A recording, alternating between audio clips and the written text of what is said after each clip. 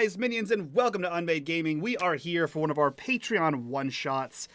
This time we're going to be playing damn it, I did it again. Starscape, guys, it's called Starscape. Run one game, or playing one game several years ago called Starstruck, and that's all you're ever going to say. Starscape. Written by Golden Lasso Games, recently launched their Kickstarter recently, and by recently I mean like back in July, to resounding success. They are currently making the final touches of the game and will be releasing it.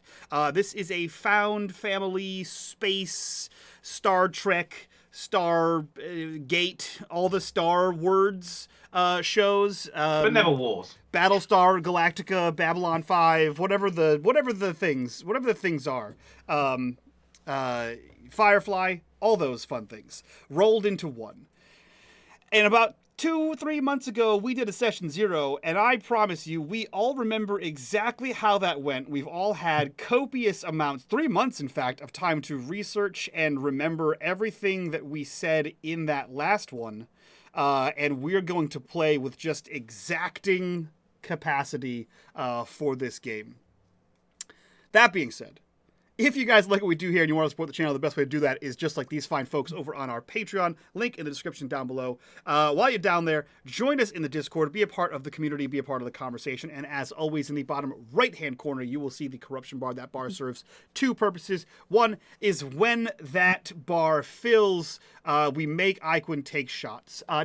We inject some kind of corruption and chaos back into the game, and two, every single dollar that goes into that bar goes back to this channel for all kinds of cool things like art and editing and promotion and helping build my office and a mortgage. Just the fun things, the fun parts of streaming. With that, I'll bring us in to Starscape.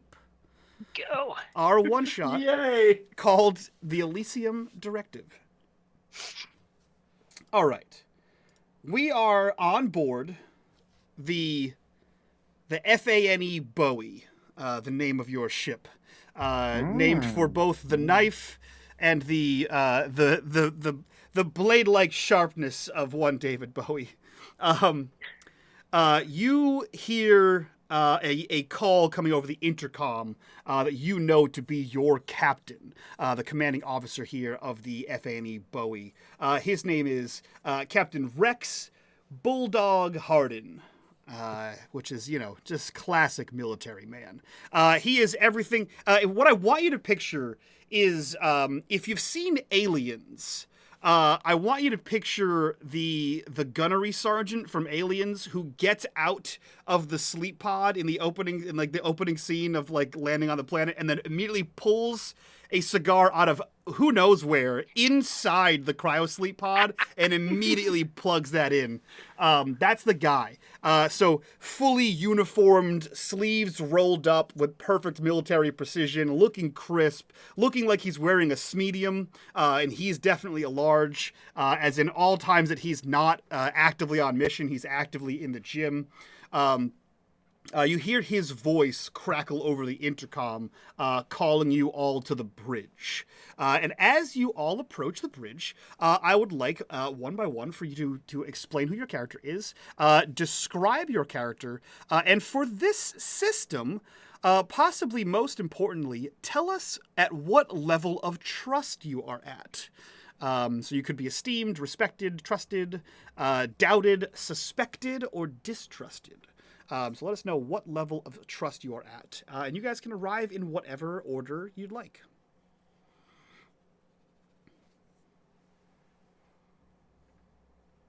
Now, I guess Tarek will show up first. So we're in regular clothing? Yes, you're in your regular, whatever you wear. If you wear a uniform, whatever you'd be on the ship in. So Tarek Noor is he is medium height, medium build. He's medium everything as far as physicality goes. The better to blend in with. He has relatively short cropped hair along the sides. The top is a little curly, and he has a deep olive complexion. Were he to have been from Old Earth, you would place him somewhere around Greece. He is coming in with a a button-down shirt with a couple of pockets, uh, and some not quite cargo pants, but not quite slacks. So something that looks like slacks, but probably has some extra pockets around as well. Okay. Yeah. So you arrive first. You see the captain in all of his splendor, standing around a display, ready to present the briefing to everybody. Who is the next to arrive? I'll go. Tara Voss stands 5'9". She has a lean and muscular build that speaks to her years of training and many, many missions. She has black hair that is super short and it's tousled in a kind of like a pixie cut, and she has icy blue eyes that are piercing. They're always kind of squinting at you. A thin scar bisects her eyebrow. She is dressed in dark, streamlined tactical gear, and this is always the case, whether on duty or off. She always looks like she's on the ready. She always looks a little bit intense. And if you look close, you might notice that she wears a dog tag that she never removes. Very worn and old, maybe rusted or something, and that this is just a token of some memory in the past. I forgot to mention, and Melissa actually started you, so I'll just speak for both of us. We are both actually at trust level 4, which is respected. That is correct. I think it all worked out that way. I'm having a I'm having a flashback Everyone, here. we I did actually read my notes. we did what you could call a circle thing, and we all got 4 in the end because we all trusted each other. You're so nice. Yeah. Who's next? Jackson Daniels is he's a tall man. He's broad. He almost has to stoop to get into the cockpit, as if spaceflight wasn't built for someone. He's dressed in black fatigues, a black tight-fitting t-shirt, and he looks like he spends a lot of time at the gym with the captain. He's broad, and he's wearing his second tier of formal leather jacket, which is the sort of it's pilot style, if anything. And he comes in. He nods at the assembled, and sort of like he takes up a position as close to the sort of main to the cockpit door as is possible. Okay. If anything, he's a hybrid of Snake Plissken if Snake Plissken was played by Michael Shanks. What a combination. Okay. Wow. And last, Jesus, last but not least, Iquin. Well, you've all seen my name in the overlay.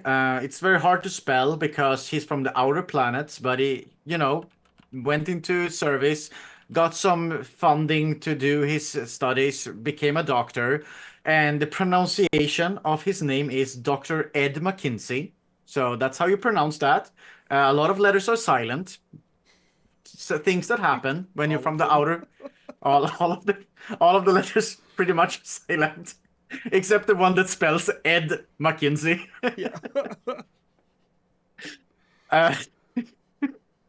If you want to know what the joke is, you just subscribe to the Patreon, and I will tell you. I'll tell you in the after show. Perfect. Anyhow. Perfect. Anyhow, he is also a battle veteran.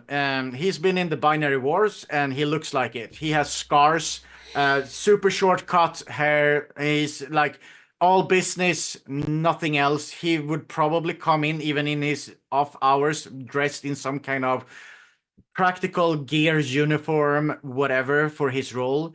He's a battle medic. He's been on the front lines pulling people out that needs to be pulled out. And he excels at actually being a frontline battle medic in the like, I'll keep you alive so we don't lose kind of sense. I won't save your limbs. I will make sure you survive. I'll make sure you can still shoot at the enemy. That's the level. Anything beyond that, nah. So he's battle-hardened veteran. He moves and handles himself as such.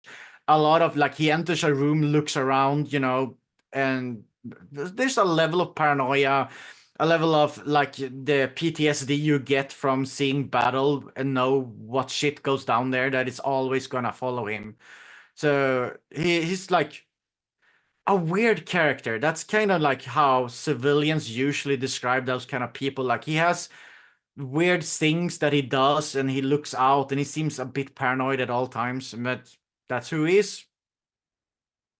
Okay. Cool. A little rules housekeeping here. So in our one shot, which of course we all watched right before this and remember exactly what happened, you all elected to have an NPC captain. Now, the rules for this game do elect that you can have a player be the captain. You can also have an NPC be the captain. So in this, there are some rules for how the captain decides things. Now, you guys are all at even levels of, I believe, trusted for your trust. Or respected, sorry. Even levels of respected. So the way this works is the crew meets with the captain to talk over the situation. So I'm going to give you the debriefing. And then you all will suggest 1, 7, 10 courses of action. And then you will all vie for each other's basically teamwork. So who, like, if I say this is the plan A and this is plan B, the team that has the most votes, and by votes I mean trust, that is the one that the captain goes with. So in another game where you didn't all round robin your points together, if somebody who has 4 trust says, hey, this is my plan, and everyone else who has like 1 or 2 trust all votes for another plan, the single person with 4 trust may still win because they are the most trusted person. So basically your goal here is to argue your point or your plan so that you have the most trust behind your plan, and that's the one that the captain says, we'll go with that one, and that's the one you guys execute. So it does still give the agency to the players and not to the GM saying this, or the NPC captain saying, this is the plan, go do it, right? Cool. So, that being said, I have 19 windows open. You all get to the bridge. You guys all get to this. You see a display, a conference style display here. And you guys are all around this. It's probably like a 3 foot by 3 foot like island desk in the middle with a touch screen display on here. And you see Captain Harden looking over, and he says, all right, listen up, maggots. We're approaching Elysium, and this op isn't going to be a walk in the park. You see him tap the screen, and a holographic projection of Astra University pops up. He says, our target is Dr. Helena Mirov. She's cooked up something that Fane wants. Our primary objective is to extract her research safely out of Elysium. Secondary is Mirov herself. Tertiary, should shit go sideways, is to eliminate the target and the research. As always, Fane will disavow all knowledge of this mission. As such, no traces, no witnesses. He taps the map, zooming in, and you see that there is a layout of a gala-style area. He says, this is the annual science gala. We've got one shot at this. Infiltration is under the guise of security, staff, and guests. We blend in, locate the target, and exfil before anyone is any the wiser. Stick to the shadows, follow the plan, and we'll all get out of this without a hitch. And he takes a step back, letting you guys discuss how exactly you will get this job done.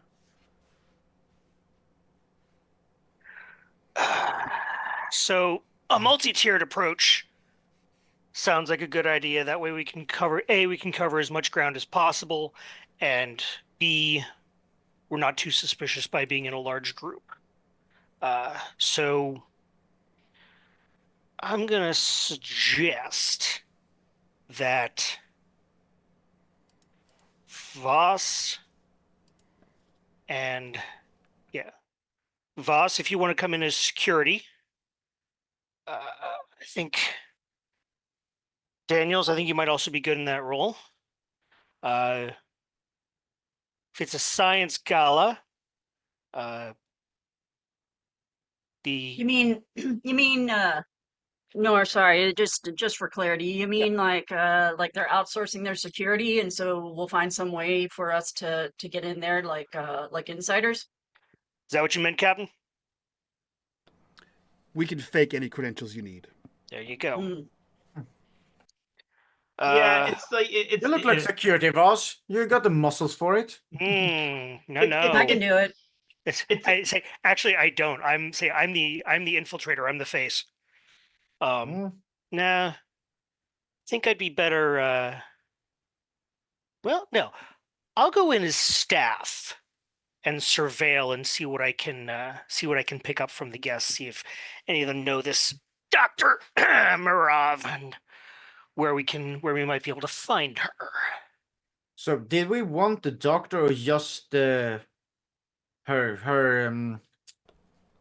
The word eludes me. Research. The briefing Research, was. thank you. The briefing was the most important thing is the research. Research. If you can extract the doctor as well, cool. If things go bad, destroy it all. Trace.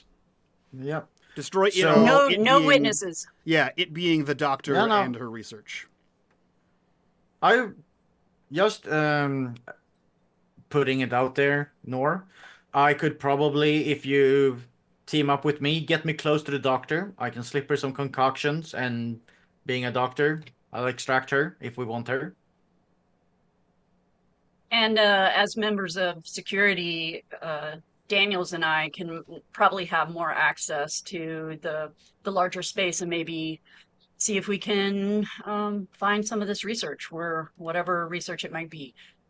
Captain, what kind of research is this? Is this like, should we be looking for test tubes or are we looking for floppy drives? You know what I'm saying? Everything we have on her is that she is a biochemist. She seems to have aligned herself with one or more factions to work on some sort of biological weapon. So we should be looking for a laboratory somewhere. Laboratory, data drives, everything you can find on whatever she's working on. So, Doc, What do you if you think? come, sorry, What do you think, Doc? Partner up? It's a bit confusing. Are you referring to me as doctor or to Doc as doctor? oh yeah, sure. Because we're actually You two are doctors. doctor. Classic. You are doctor. I am a doctor. I'm a doctor, but we also have you can put Doc. them But Doc, we did not think of this. So, I did, and it's beautiful. Okay, let's say he's Doc. I'm McKinsey. So Sure. we can keep this clear. Okay. so Mackenzie, this being a science gala and that being kind of your thing, we get you in as a guest. You can schmooze. We get Daniels and Voss in as security, so you have the run of the place. Get me in as staff so that A, I can surveil the other guests, and B, I can interact with the other three of you without it looking suspicious. Works for me. Get me close enough, and I can probably.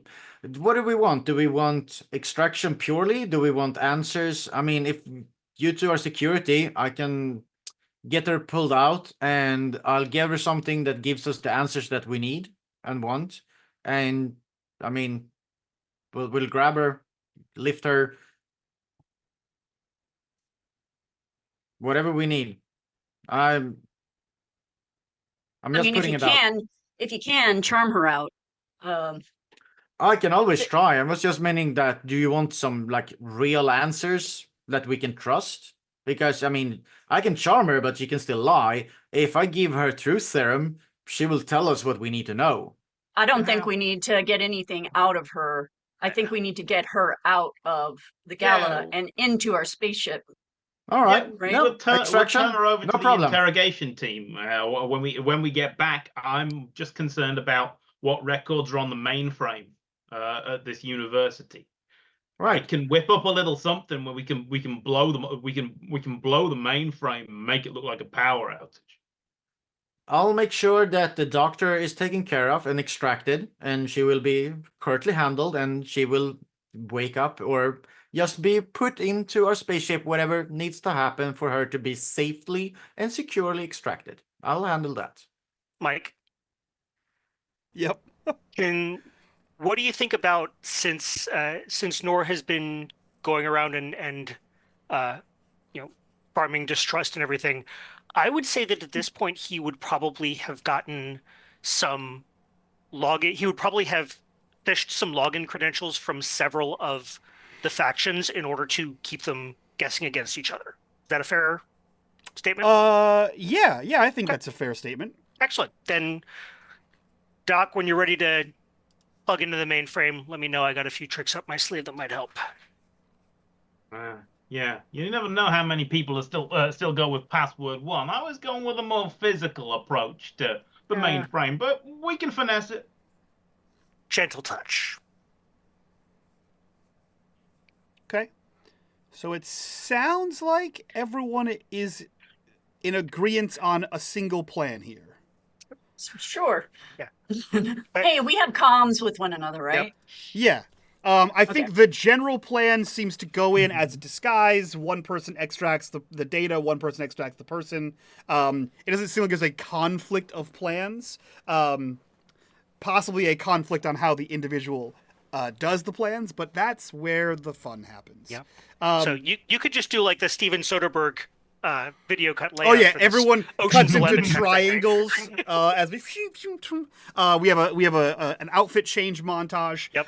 etc. But we will get to that, right? We'll get to our preparatory montage. As the Bowie breaks through the cerulean mists of Elysium's upper atmosphere, the planet unfolds below like a tapestry rich with color and life. The sprawling cityscapes glittering beneath the twilight of the setting suns are a sharp contrast to the silent darkness of space from whence the ship came. Captain Hardin keeps his eyes fixed on the horizon where the prestigious Astra University lies like a crown jewel of the Enlightenment amidst the planetary capital. The City of Lights, Hardin mutters to the crew over the ship's intercom as the Bowie begins its descent, and the thrusters ignite a brilliant blue into the dusky sky. Below, a network of monorail and skyways pulse with the vibrant life of Elysium's citizens, the architectural marvels of the city reflecting both the planet's rich cultural heritage and the cutting-edge technology advancements. Now, for those of you watching along at home, this is a universe we have made for our one of our private games called New Eden.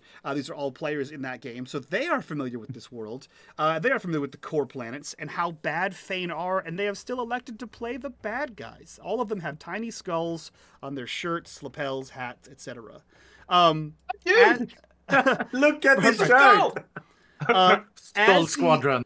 As the ship descends out of space and into the atmo of the planet, what are you all doing in your preparatory montage? This is not your getting dressed montage. This is your getting shit ready montage. Do we see like a loading up of explosives in garter belts, right? Do we see, what do we see from each person as they load up for their section of the operation? So yeah, go ahead. So Tarek is getting into one of his nicer outfits, not coat and tie, but something that you would expect to see a server at one of these galas wear this kind of thing. So he's probably got he's got the pre-tied bow tie that he can just slip under the shirt, that kind of thing. He does have he has a small pistol that is in a concealed shoulder holster, and he has I'm going to say a spring-loaded knife in each wrist. Okay. That he can just in case he needs to get up close and personal. Okay. In case he needs to Assassin's Creed it and then Yep, pretty jump much. off into a haystack. Yeah. Space haystack. As one does. Who is next in our montage? Yeah, I think I'm gonna take you up on the explosives and the garter belt concept. So Tara will be slipping into like a really long black number, not something that is like shiny or reflective, but it's like a matte color so that she can like blend into the shadows if she absolutely needs to. Okay. It's got a high slit up one leg. You know, she's a tall girl. She's gonna be in like it's heels for sure, but they're like sturdy heels. They're not like those thin little things. They're like the block heels, right? So Wedges. that yeah, she's in a good like elegant wedge so that she can run and do what she needs to do if the doing needs done.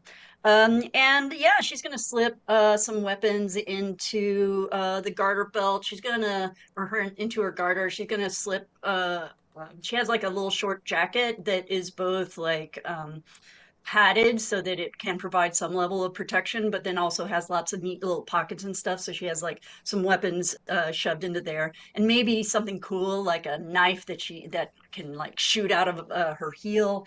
And her short hair is slicked back and looks very sleek and elegant. And she's got lovely diamond earrings that also serve as her comms.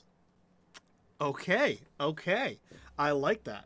All right. Is it the two doctors? What? Mackenzie and Daniels. As long as I get to be the third doctor, that's absolutely fine. Yeah.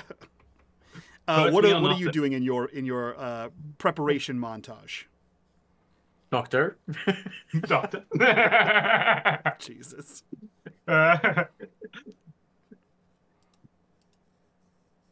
Do you know what you want to do, or should I go? Jackson is switching out to the formal leather jacket, and as many convenient grenades and explosives as his specialty lies in blowing up motherships and things to that effect. So he's got enough to level the campus, just in case. You Just in guys case. said Plan B was no witnesses. Plan That's- B is a big, dirty crater where the campus used to be. I think that's a little. Plan B was, or Plan C was, destroy the evidence, kill the doctor. But you know, I guess leveling the building does both of those things. Yeah. So Yep. Tick, tick. you do have me there. You got me on a technicality. It's the only way to be sure. That's true. Like nuking it from orbit. And he's gonna grab from his stash some sort of, I assume the team are usually equipped with like nose plugs and stuff like that, so you don't see them if they're gonna use, if they need to like gas the crowd or something like that. Sure. He's gonna get non-lethal as well. Okay. Cool. The last leaves Mackenzie. So, Mike, I want to ask a question, mostly Yeah. because I'm not actually military, and I happen to know that you actually are military. That's true. If Mackenzie would choose to go in his formal attire, is there like a special attire for medics in the military that would like stand out? Here's what I'll say. Would- In the real world, no. In this world, would you like there to be? Yes, because I would like to have like a formal attire that shows that I'm a veteran medic from the war, showing like I'm a medic and not Okay. an actual operative. Mostly like removing some of all that bling that they've seen you Americans like, which I guess Fane has, because Fane seems to be, based upon that, just guessing since you happen to be American. Yeah. So I would like to. The I more would like the medals doctor- you wear means the better you are at your job. Exactly. So I would like the doctor to have enough medals to show that he's a veteran battle medic from the war, but no medals that says that he's still an operative, like no active service as of this moment. I don't know how this works in real life, so I'm just gonna Yeah. say that like that's what I want. Okay. And I want its formal uniform to be laced with all kinds of chemical compounds, inner pockets, sleeves, everywhere. So I have like the truth serum, the knockout drugs, like the shit that I need, even including the like adrenaline, the like keep you alive, keep you moving. Like I'm stocked with bio stuff more than weaponry. That if my team needs something, I can go in and boost them. If some adversary needs to be dealt with, I can go in and chemically deal with them. That kind of equipment I want to have in the formal gear. But I'm formal as, an attendee of this thing, and I have my formal uniform on to show that I'm here as a guest to socialize as a veteran with status Okay. from the war. I like that. I like that. You couldn't be further from your other medic. No, I'm not, dude. I want to I am show there's expecting- depth to medics. Yeah. Yeah. Don't disregard the healer, guys. Yeah. You can have No. death as healers. I like I'm that. expecting he's the guy that they're going to send after his other medic. I like that. Yeah. And it's going to be a cameo.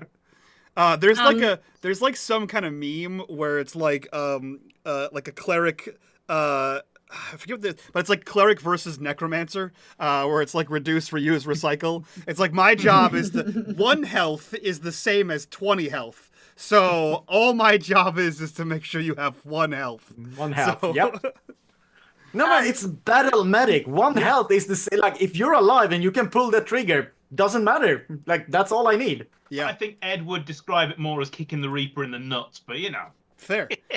Melissa, you were gonna add something? Yeah, I'm sorry, Mike. I got so No. caught up in your idea that I forgot that I'm supposed to be like security. So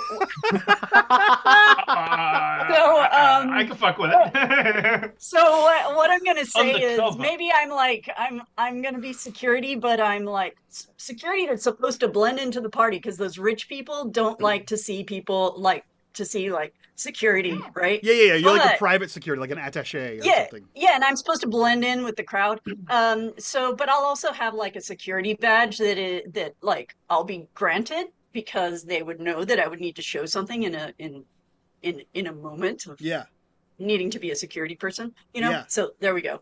absolutely. How's that? I love How's that work? We're gonna blend this together.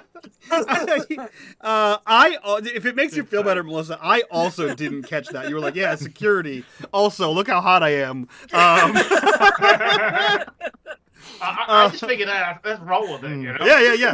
Yeah. Perfect. As the ship touches down discreetly on a private landing pad reserved for visiting dignitaries and special events, the university's grand campus spreads out like a Renaissance painting. Its buildings a fusion of classic design and modern eco-friendly structures. Lush greenery blankets the ground with pathways lined by flowering trees that lead to the grand hall, the venue for tonight's gala. The crew disembarks with their respective disguises, some as high society elites, others as part of the event staff. They blend into the stream of attendees entering the grand hall, each step taking them deeper into the heart of intellectual society. The air buzzes with excitement, and the murmurs of academia's brightest gathered from across New Eden to celebrate and share their groundbreaking work. Fucking eggheads. As you make your way in, the grand hall is a vision of opulence and grandeur, with soaring ceilings painted with holographic constellations that shift and twinkle above. Luminous fixtures float gently, casting a soft glow over the faces of the galaxy's most esteemed scientists and scholars. The room is divided by elegant holographic displays of scientific achievements and interactive stations showcasing the latest in technological advancements. Servers dressed in crisp, dark uniforms weave through the crowd, offering trays of exotic appetizers and sparkling beverages derived from the rarest ingredients found in the outer reaches. The murmur of the crowd grows into a harmonious blend of laughter, debate, and awe as guests interact with the displays, their expressions alight with curiosity and wonder. Captain Hardin, now just another face among the galaxy's elite, scans the room under the brim of his hat, his eyes sharp and calculating. The mission has begun. The crew dispersed among the glitterati, each playing their part in a dance as old as time. Intelligence gathering, positioning, and the subtle maneuvering of chess pieces on a board paved with both opportunity and peril. So, as we see the 4 of you disperse into the crowd, what are you all doing? So with the credentials of being security, I'm presuming that both Doc and Tara would have been there before the event actually started, and they probably would have gotten like some sort of introduction to the space to understand, what are the weak points, what the full layout of the area. Is that true? Yeah. And it's one of those things where like you would know based on like your years of like good solid military training. Mhm. It's like any of those action movies where like it's like the CIA or the FBI comes into like Bumbletown and they meet like Deputy Nobody and he's like, we do policing here, and they're like, you're way out of your depth. Like these are like security guards. They're like very expensive mall cops and like gate guards, but like they're not military operatives. So like they walk you through and they show you where like all the entrances and the exits are, where like the scanners are, like who's checking attendance, where there may be security cameras, all the basic things. And you're seeing like, okay, cool, this camera here and this camera here, there's a 6-foot gap where they don't overlap where no one can see me here. This door only has one sleepy teenager guarding it because he works in the kitchens, right? Like, so you're seeing all the holes as they show you what they think is their top-notch security. So fantastic. I think I don't know. She'd probably like clap one of the other security guards on the back and say, "Stay sharp" or something like that. And then she would just begin to walk the perimeter of the room, making note of all of those things and filing that away so that she knows what to do next. She intends to sneak away, but sneaking away at the very beginning wouldn't make sense. She needs to show her face at the beginning so that the people who have, hired her see her doing her work. Okay, cool. So then what I want to do is I want to have you make the first roll here. So I'm gonna take a little bit of GM fiat with this. So there is a move called manipulate a being. So I'm gonna have you make a manipulate a being roll, but this is less for like a deception or a interrogation kind of moment. This is more like just to see how well you blend with the crowd, like how well you pose as what you are doing. So to roll for manipulate a being, it is 2d6 plus your savvy. Okay, so additionally, she has stealth. Okay, as a skill? Yes. Yeah, I will let you use that. So in this case, the way skills work in this game is you will roll 2d6 plus your base stat and additional +1 for the skill. So for you, this will be a 2d6 plus savvy plus your 1 skill point. Okay, so that'll be a 2d6 plus 1 because I have no savvy. Hell yeah. All right, let's see if I get this. 10. Okay, Is that good? perfect. The way this game works is it is powered by the apocalypse. So 6 and below is a failure. 7 to 9 is a success with consequence. 10 plus is a full success.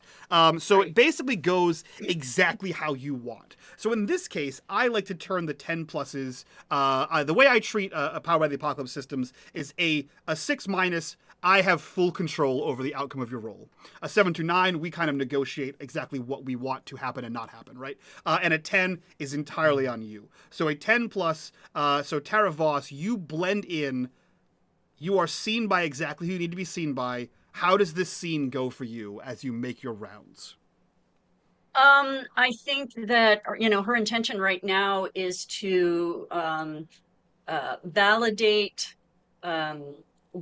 what the room looks like compared to what she's been told, right? So she now knows in actuality where exactly she can slip away, get through the cameras, etc., and where the openings are to the rest of the space, because her intention is to actually leave the gala to go look for the research.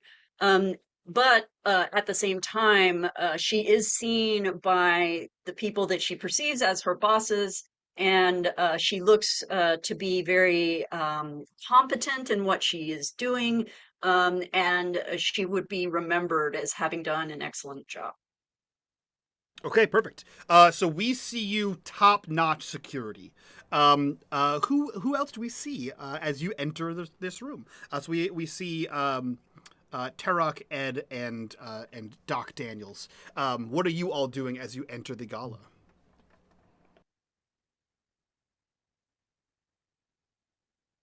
Being on mute.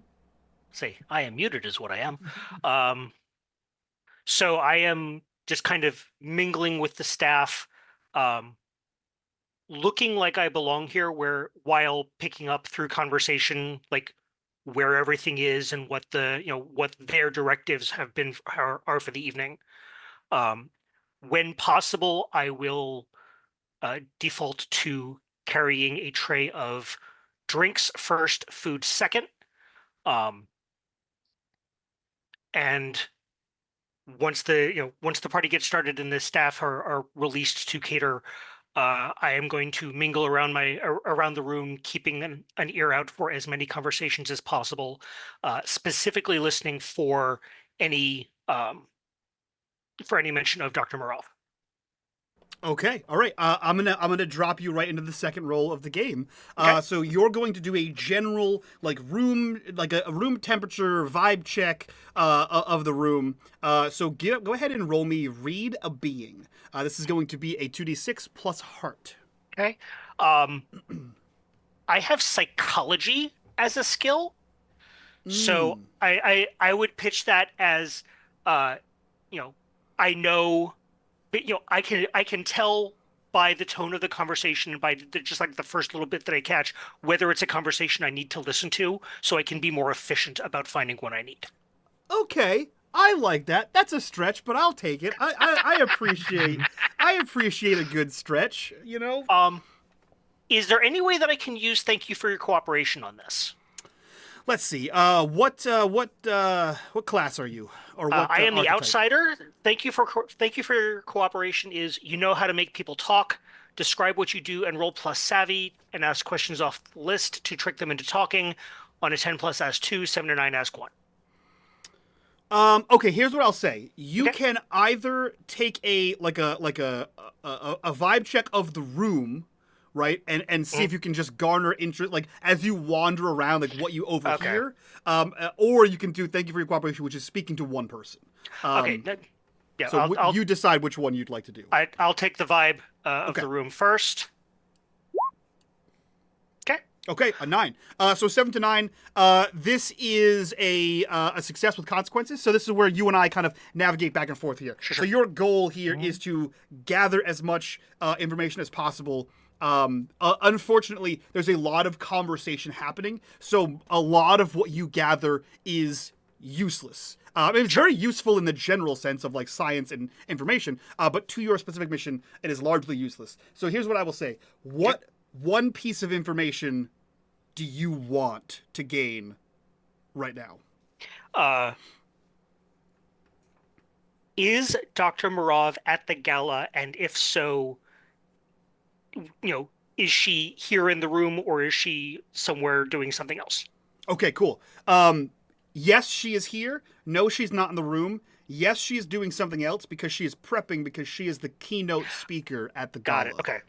So she will be here, and her first entrance will be the keynote. That being the important piece of information. If she does not show up for the keynote, people will be suspicious and raise information or raise concern about her absence. Cool. So you begin to sort of wander around. You get this information. I disseminate it to the rest of the crew. Sure. This is all kind of happening simultaneous, so we'll jump to the following scene as that disseminates. Where do we see Ed and Doc Daniels? I know where Ed. I will attach myself, knowing that Nor is the psyops. I would have been clocking where the security are, but keeping when I went in and I don't see Miro anywhere, Dr. Miro, I would have just placed myself so Nor could have come up and whispered to me, or just in the what do you call it, the things in our ears, the comm. Yep. The comms. Yeah. The comm. Thank you. Man, my English is terrible tonight. Whispered into the comms the information that I needed, she's not here, just stay cool, she's the keynote speaker, and I would have just mingled around, waiting for the opportunity to present itself for me to interact with her. So if she's the keynote and she's preparing something, I would have waited so that once she's done speaking at the keynote, I can interact with her very quickly, front row, being in that area. Okay. Just taking in the intelligence that I get from Nor at all times. Okay. So I don't say this out loud, but I just think to myself that because I'm watching Mackenzie, every time something comes over the comm, he actually does this and leans into the earpiece. It's like, you stand out like a fucking sore thumb. Oh my gosh. I would try to minimize it. I mean, not I'm used to being on the front lines, not in the gala rooms. I'm trying my Yeah. best. Okay, so then in that case, what I'm going to have you do is a similar roll to one Taravos. I'll have you roll me a general manipulative being roll. So again, that is a 2d6 plus your savvy roll. And if you think you have any skills that may apply to that. I'm the one with the 2 savvy. This isn't fair. Yeah, I know. I have 0 in savvy. Yeah, perfect. The only thing I could think is like I knew this would happen because I am. During the session 0, we concluded that I'm a veteran. I knew this would happen. Like, I've been around. Although I just said that I'm used to the front lines, not the back rooms gala stuff. So. And you're playing the gifted, right? Yeah, I'm playing the gifted. Like, my gift is that I'm really good at being calm and collected during battle. Like, actual explosion, gunfire, and I'll do my job perfectly. And this isn't even a back room, it's the good room. Yeah. Yeah, but you know what I mean. It's not the front lines where I'm used to operate. All right, yeah, so roll me your 2d6 plus savvy. I don't think any of your skills apply. So it's a 2d6 then. Yeah. 7. Ooh. 7. Oh. 7. This guy. 7. So here's the thing. It happens exactly like you expect, right? Like, these are high society, like, heads of Nox Biogenics, right? Like, these are like the elite scientific corpos, and you are a man of science in a degree.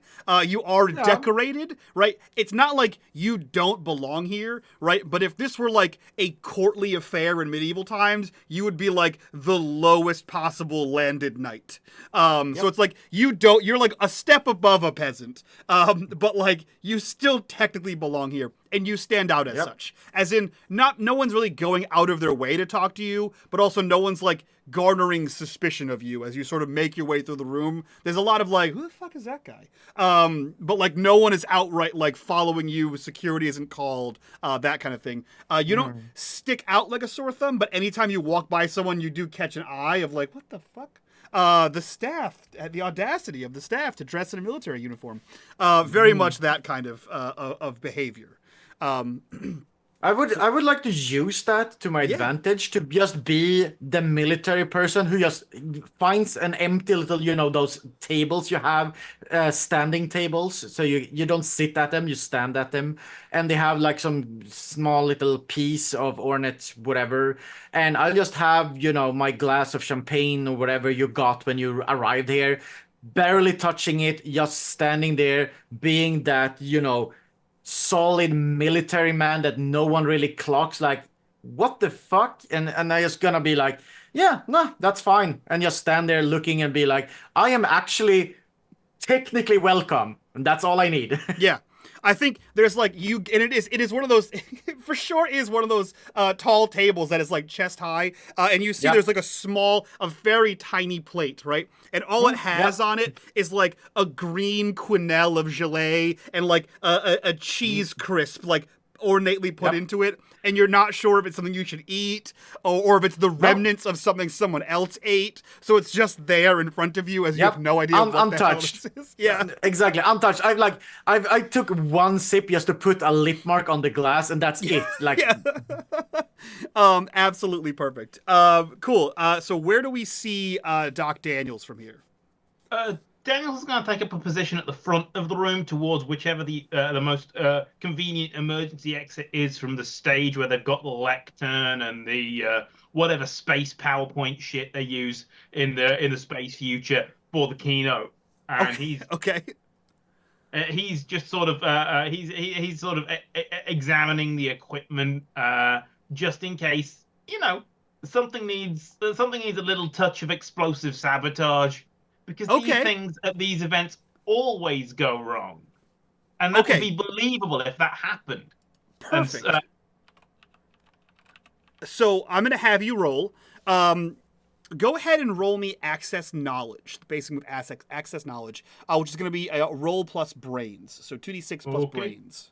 Yeah, and I will say, 2d6 if you're looking specifically for like the technological aspect, if there's any skills that apply for that, or if you're specifically looking to like where you can plant a small explosion for like a distraction of some kind. I wrangle up a +1 for that being trained in explosives? Yep. Okay. I'll get 2d6 + 1, and I will.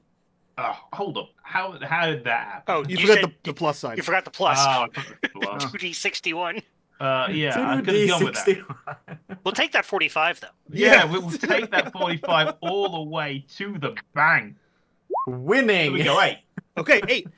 Fantastic. So again, this is that 7 through 9 here.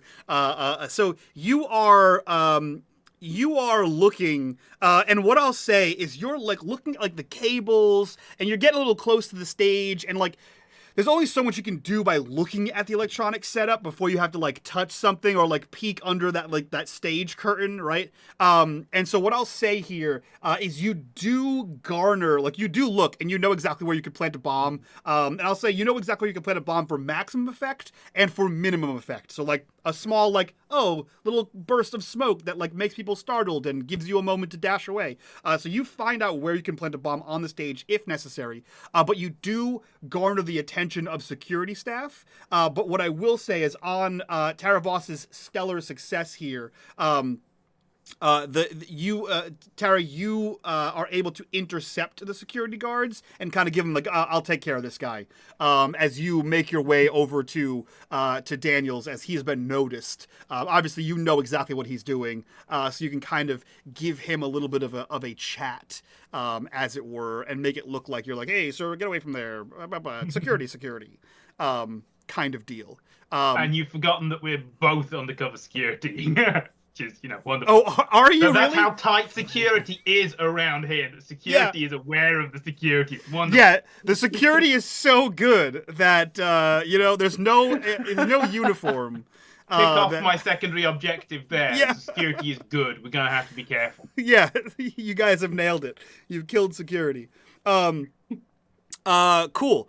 So conversation goes. People are passing out, small plates, tapas, all kinds of things. Drinks are to be had. And eventually the lights dim.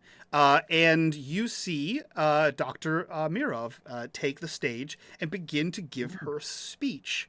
Are the four of you doing anything as the lights dim? People's attention goes to the front of the room as she begins to give her speech. Yeah, Tara will take this opportunity to slip away. She's going to go try and find the lab. Okay.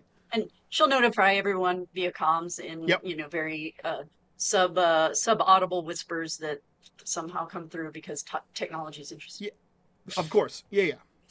It's like it vibrates through like the bones in your ear or something, Yeah, something. Yeah, it's some sort of subdermal reader. Cool. So you slip off out of the main hall, the gala hall. What is Tarek, Ed, and Doc doing? So I am. Let's see. I'm kind of watching where she came in, and seeing if I can, when I go back to like drop off an empty tray or whatever, I'm going to take a little detour and see if I can clock the direction from which she came on stage and where that means she probably came from. Okay. Cool. She came operatically through a curtain. Okay. So it's like almost like a literal stage, less of like a setup sort of thing. They went full on for this. So there is a backstage, a literal backstage. And you've been around a little bit. You've had a couple laps. You know that there would be out of the two closest doors to the stage would sort of wrap around to that back area. You all did have a brief in the ship, you had a brief layout of the actual building here. So you know there would be wings and an actual backstage area set up for speakers, significant guests, dignitaries, etc., etc. Are you making your way that way? How many exits does the backstage area have? Exits like out of the building?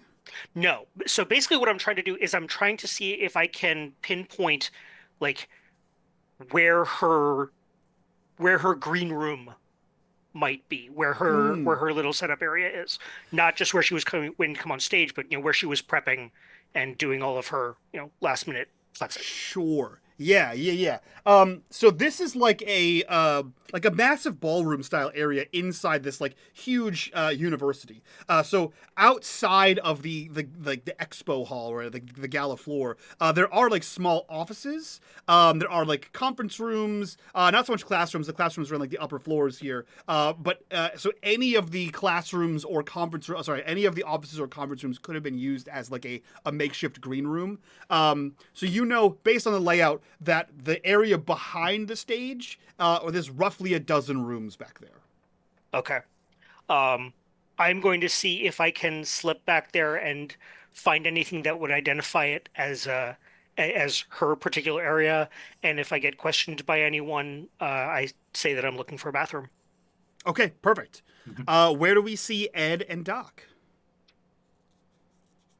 Ed is kind of easy. I'm gonna try to position myself as best as I can to intercept her once she's done with the keynote speak, to be in the front line of people who wants to talk with her as she gets off stage.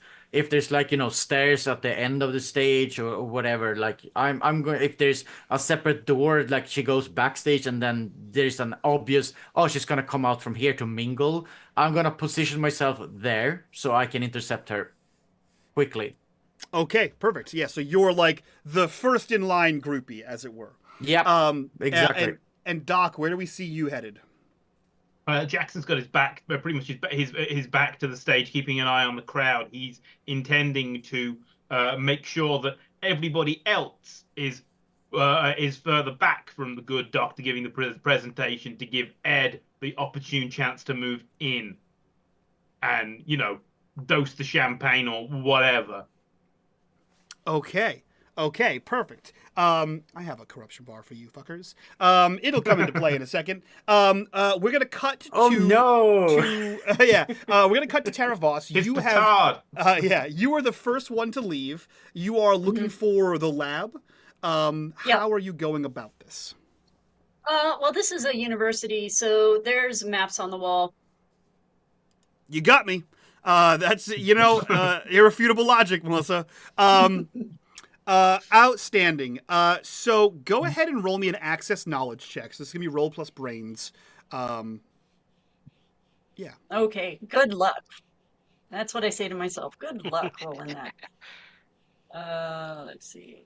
I don't think I have a skill that would help with that. Let me think. No. 2d6. Cross your fingers, y'all. 7. Ooh, 7. Okay, cool.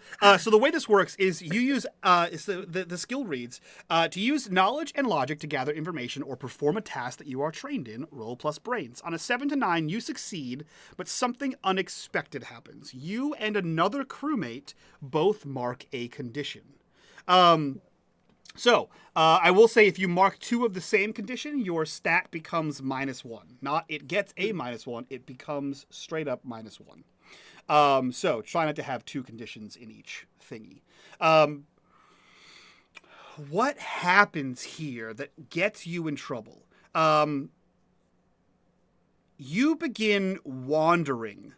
Okay, cool. You begin wandering, and you first hear a call about 2 people outside the gala, in hallways, like in hallway B, and subsection A, and you hear this over the intercom because you also have the security guard earpiece in, And at first you're like, oh, okay, cool, just noting who this is, and then you walk around a corner and or you look at the map and you realize that you're in subsection A, so you have passed by some sort of camera, and who the other person is, you're not entirely sure, and then you follow up by hearing that they are sending security guards in the direction of both of those people.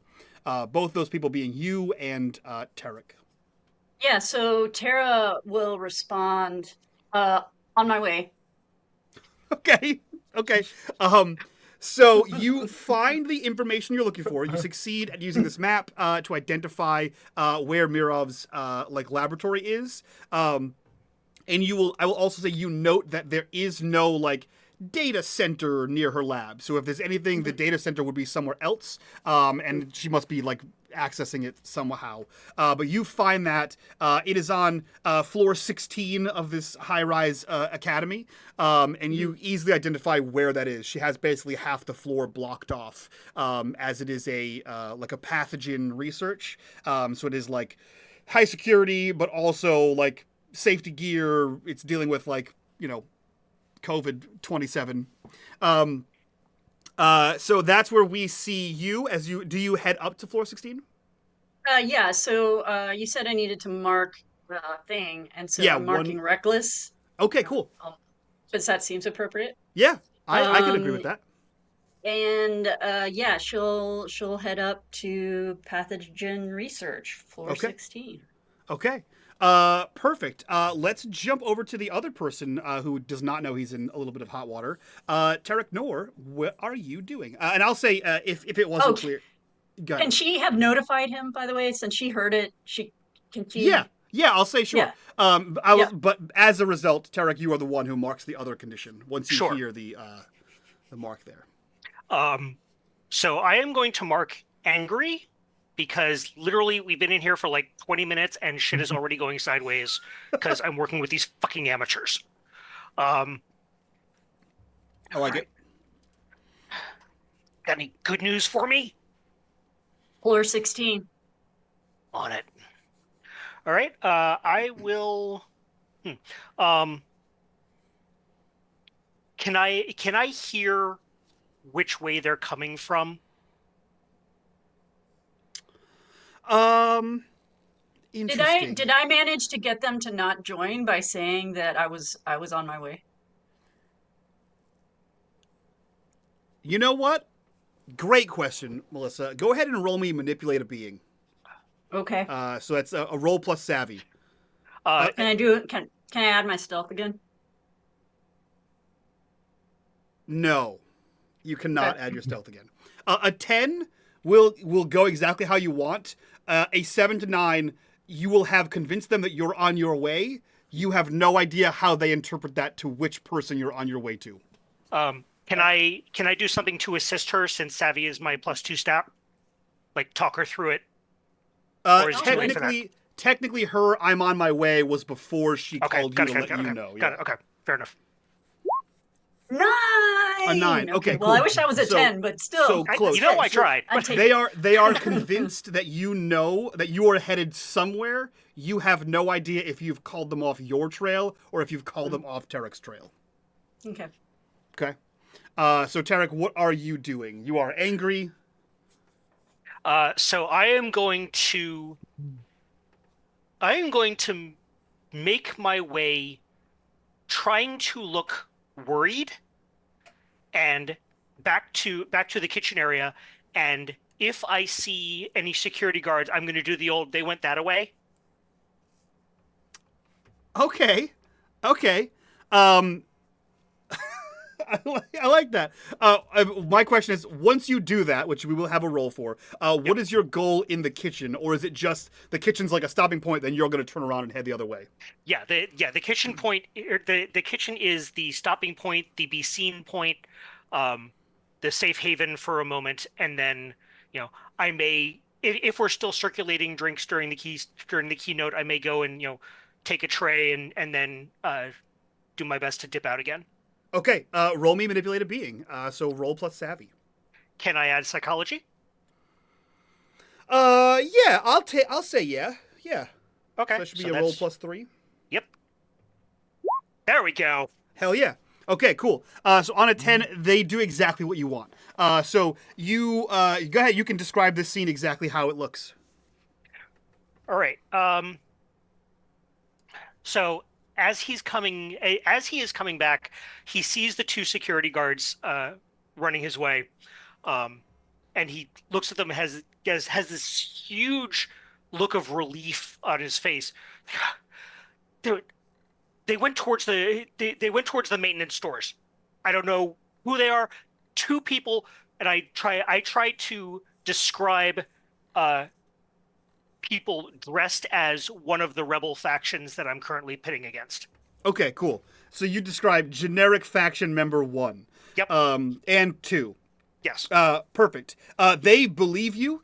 They understand who you're describing. Like they understand like the look, the vibe of the people you're describing, and you see them take off with haste in whatever direction you send them, which I assume is away from where you want to be. Yes. Oh. As soon as they're out of earshot. Morons. Where do we see you head from here? So is there a way that I can look into the kitchen without actually going in or being seen? I just want to see what the activity level is like in there. Those little round windows. Yeah. There's a couple of swinging doors with Yeah. the little portholes on them. One says in, the other says out. You know. Yeah, for sure. So you can see in, so you don't smash into somebody. Sure. You see, you know what? You are a verbal saboteur, so you kind of have it in and out with various like factions and locations. So I feel like you would be predisposed to high society life, at least pretending to be so. Yeah. This looks like a fine dining kitchen. This does not look like this looks like they've hired staff from like, top restaurants in Elysium. The entire kitchen staff you can hear a pin drop. Everyone is silent. You see them operating at a level that like, you wish you were on that team. They are, the entire staff is quiet. They are anticipating the next chef in line's needs, and they are just sort of passing things down as if each one is a cog in a machine. Okay. So this is like fine dining quality food that is being produced here.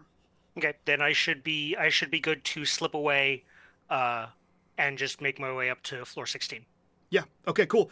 So you head up towards floor 16. We cut back to the gala hall.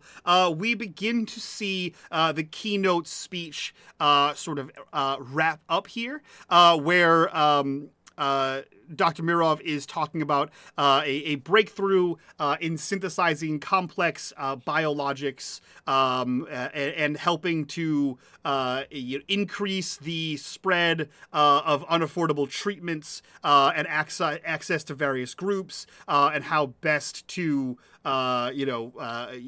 bring these drugs to, or these synthesized vaccines and stuff to the outer reaches here. You see her end her speech. You see a bunch of people clapping, and she begins to step down from this area. Doc, you are there just in time. You see just in time to escort her towards oh hey, right this way, Doctor. Right in the line of Ed. And Ed, you are the first person able to approach Dr. Mirov. What are you doing? I'm trying to go from, standing like this to... Okay. And yeah, no, like game's on. Yeah. This is the mission.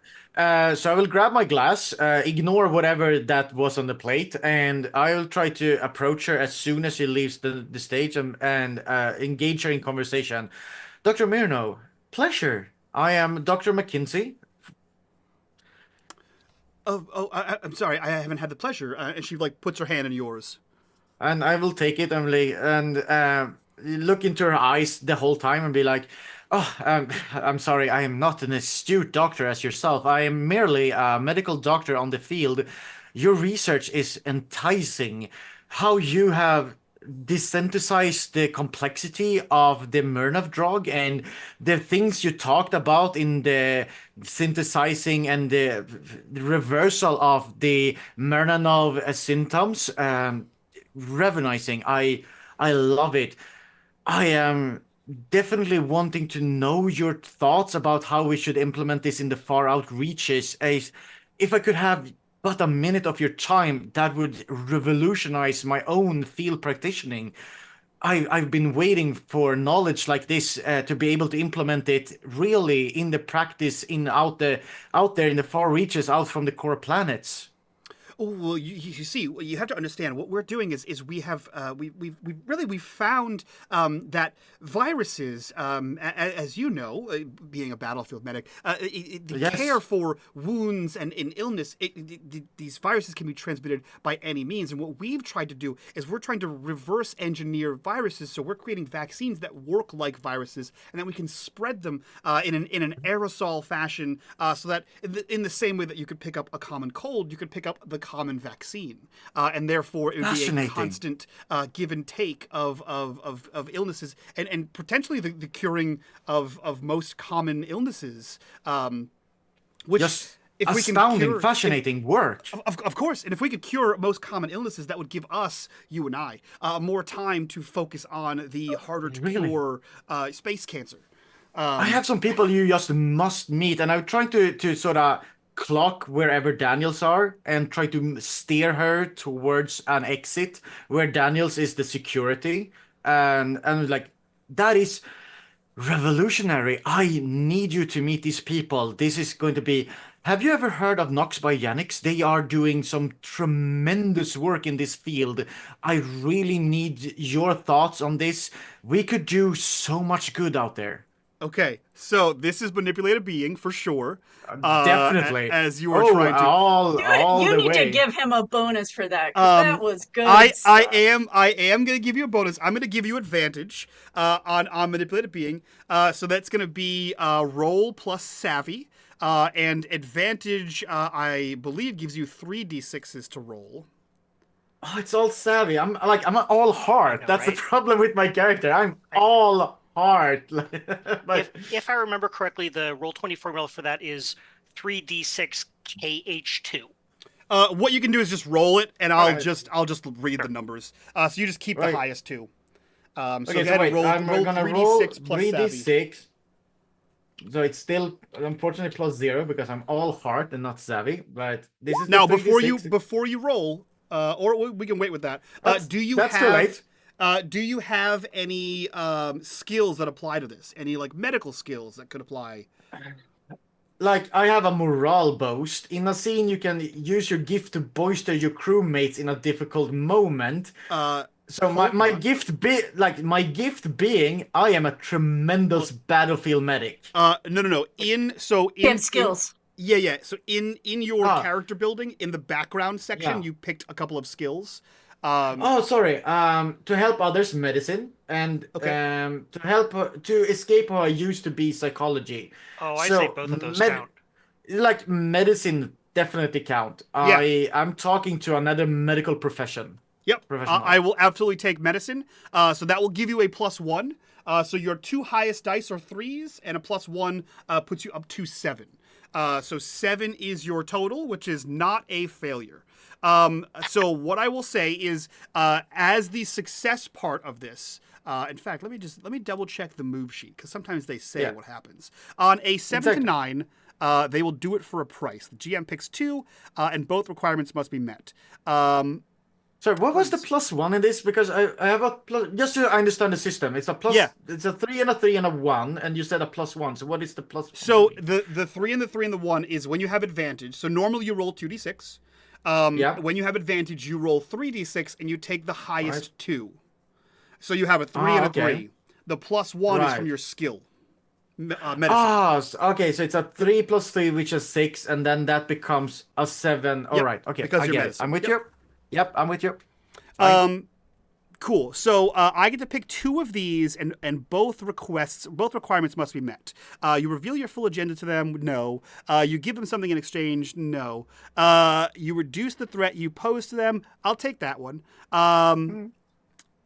they can change one specific part of your request. Okay, cool. So I'm going to take those two. So here's what happens. You begin to lead her towards the door, which you have kind of like signaled for Daniels to be at, right? So what reduces the threat you pose to them, because like if you get her through the door, you could just kidnap her, right? That's the threat. As your conversation goes, and you're kind of like, arm, hand on the elbow, leading her away in the conversation, like one step at a time, almost imperceptible.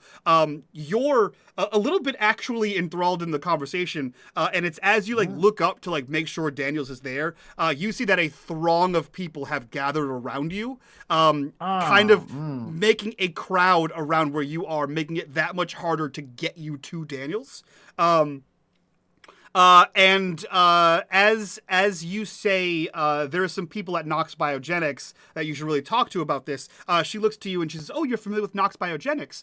Who do you know there? I am a member on the board."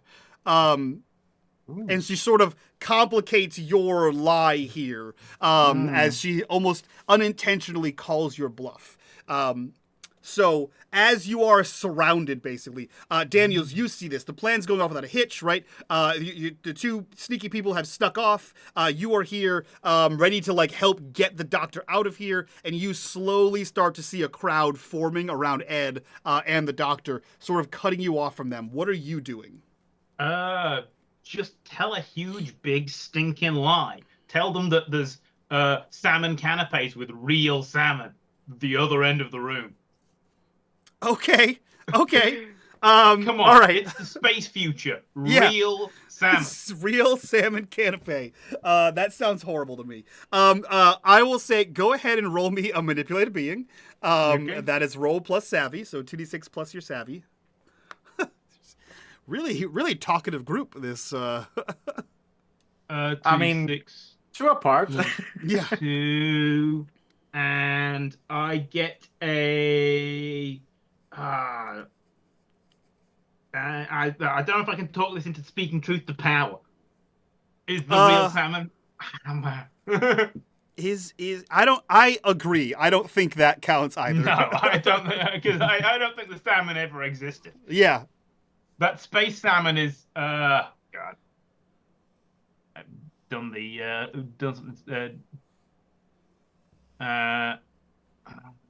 So it should be /R space 2d6 plus whatever. Yeah, I think I managed to not put the space in there. Oh, you did. 2d6 plus 2. You have a holy shit. Okay, Nice. cool. So resounding success. So I'll let you have full narrative control here. You mentioned the space canopy. The doctor is still engaged in his conversation with Ed, and they're trying to work out who their mutual contact is with Nox. As there's a stampede of people down the room with the slobbering for genuine old Earth salmon. God. So you see a bunch of the crowd disperse. And as we cut from this scene, sort of giving Ed an opening to continue the walk, right? There's far less people there. And right before we cut to the 16th floor, we see the live action of the corruption bar as Doc and Ed, you hear it. Everything happens very fast. And you hear it, like everything slows down for you. You hear like a barely audible like puh.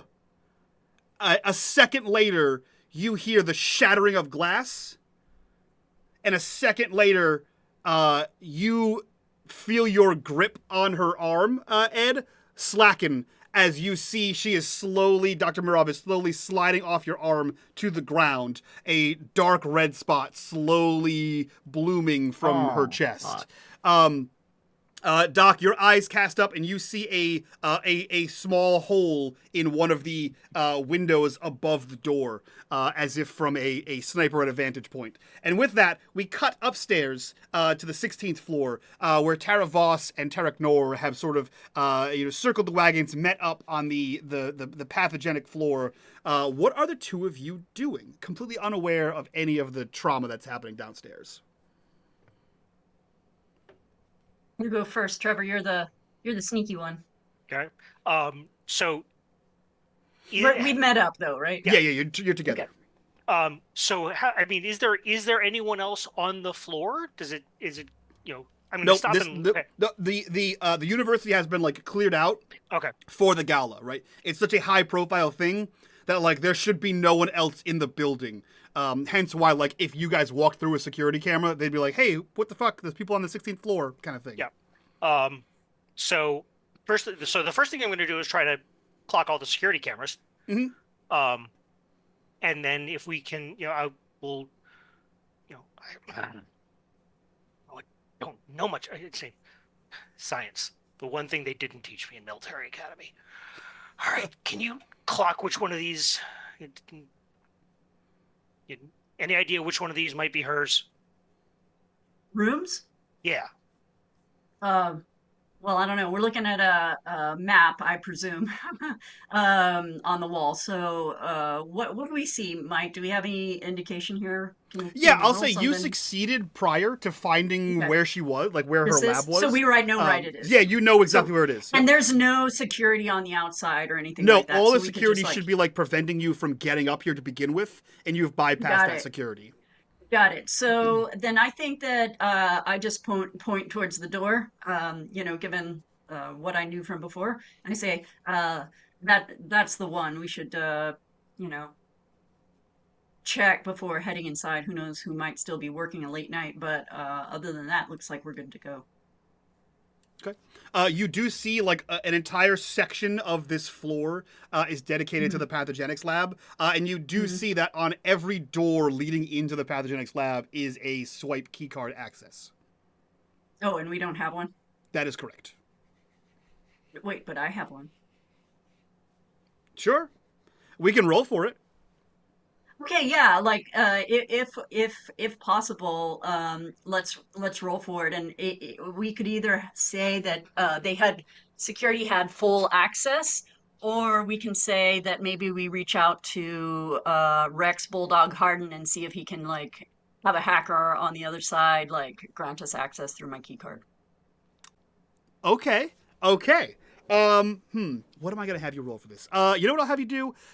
This is gonna be a prove your worth roll. So this is going to be a roll plus courage. Oh, I like courage. I have a +1 on courage. Okay.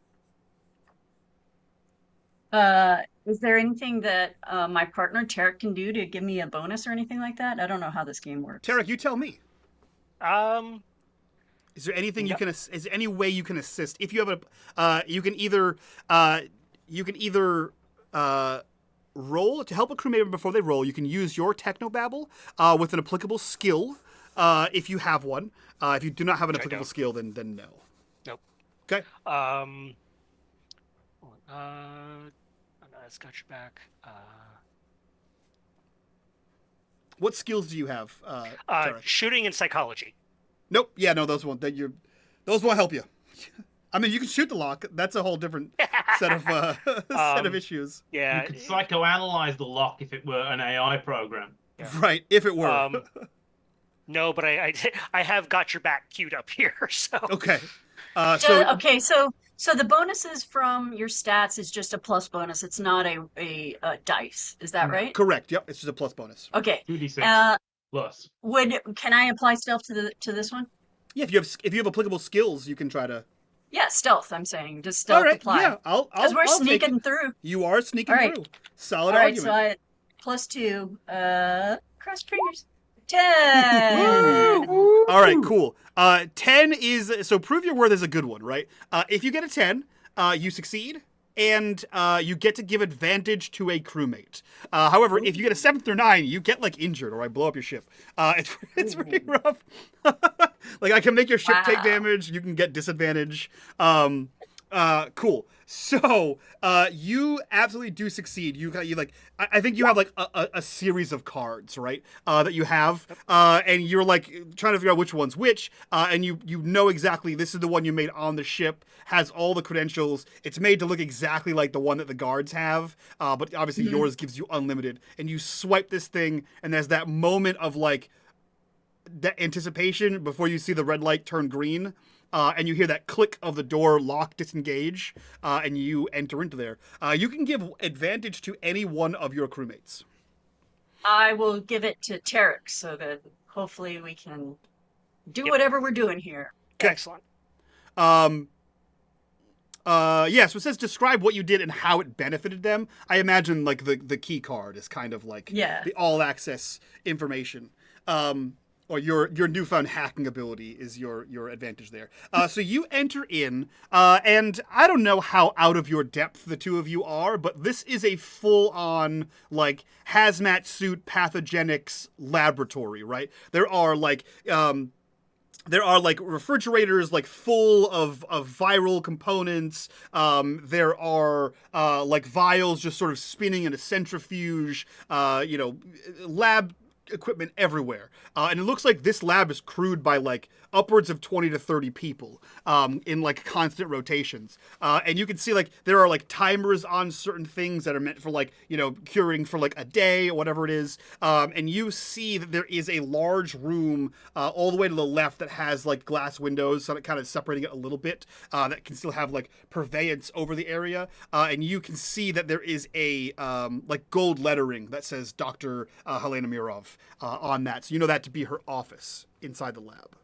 May I add one item? I'd like there to be like pictures on the wall, and like there's one and there's like a photo and it's of a party and it's where like science people have mingled, and maybe in this one like some interns from the university have mingled with Nox Biogenics, and there you see as the observers of like the camera you see Addie and Anya.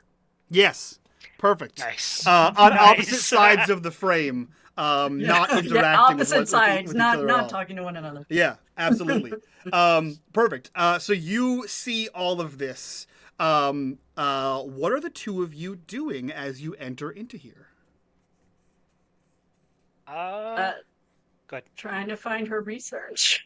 Yeah, I mean, her office is a good start. I would imagine, depending on if you know what you're looking for, right? Would you call this place cutting edge in terms of technology? I would. This is core Okay, worlds, great. so for sure. Good to know. Okay. I don't like how you asked that question. I don't like your response. I do. Yeah, this is like top of the line.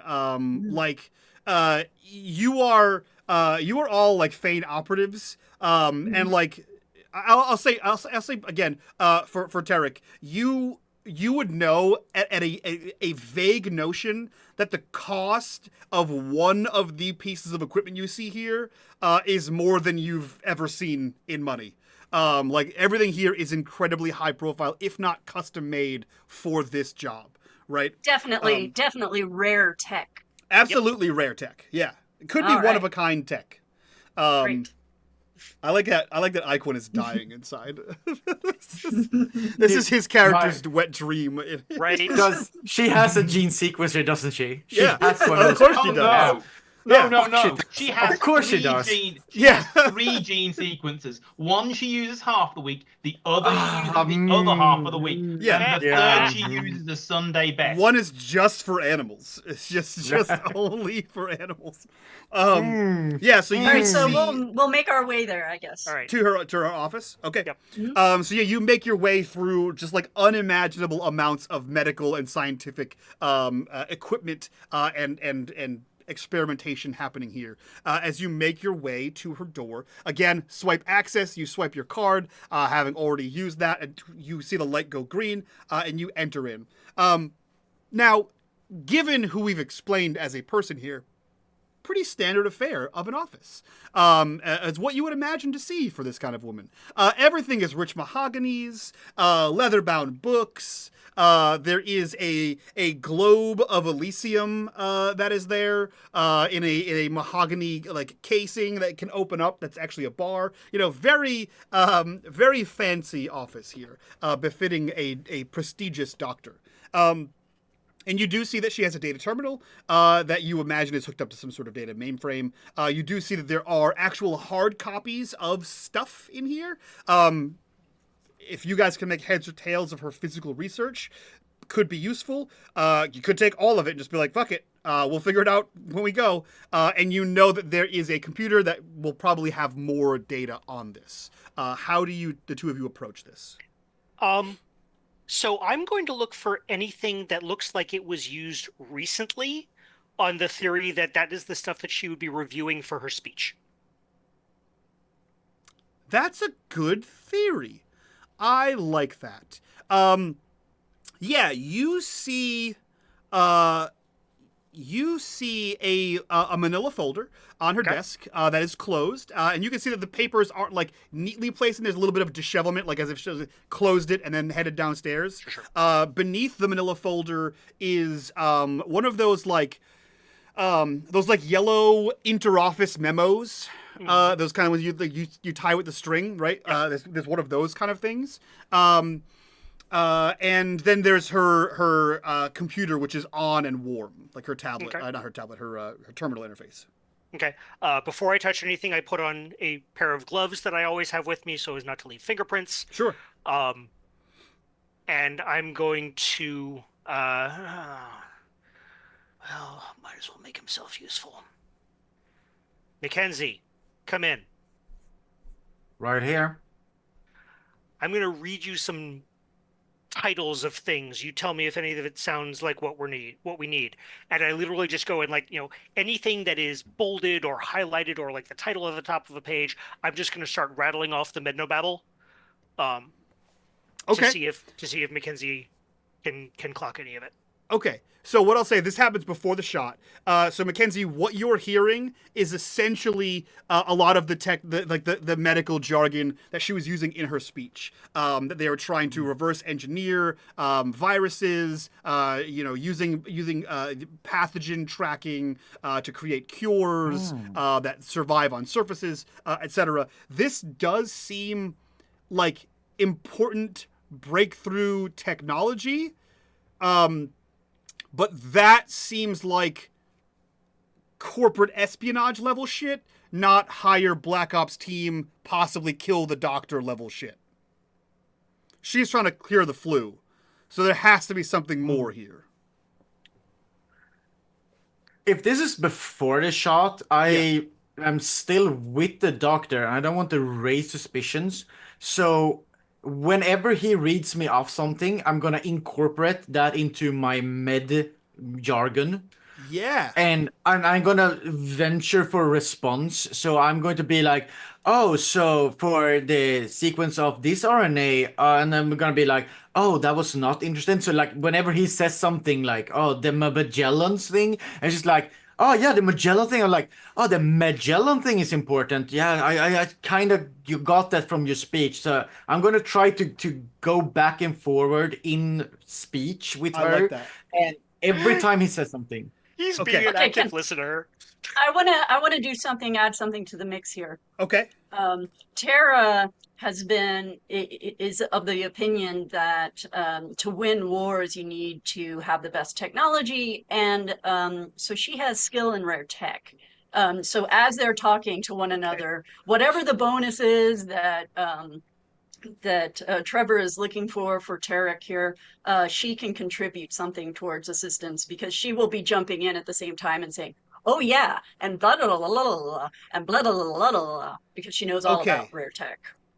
Okay. All right. So here's what I'm going to say. Okay. I will say Tara can assist Mackenzie on the role I'm going to make him have using the assist move. And so what I'm going to say is Mackenzie, you're going to make an access knowledge check. So it's roll plus brains with a +1 from Tara assisting this.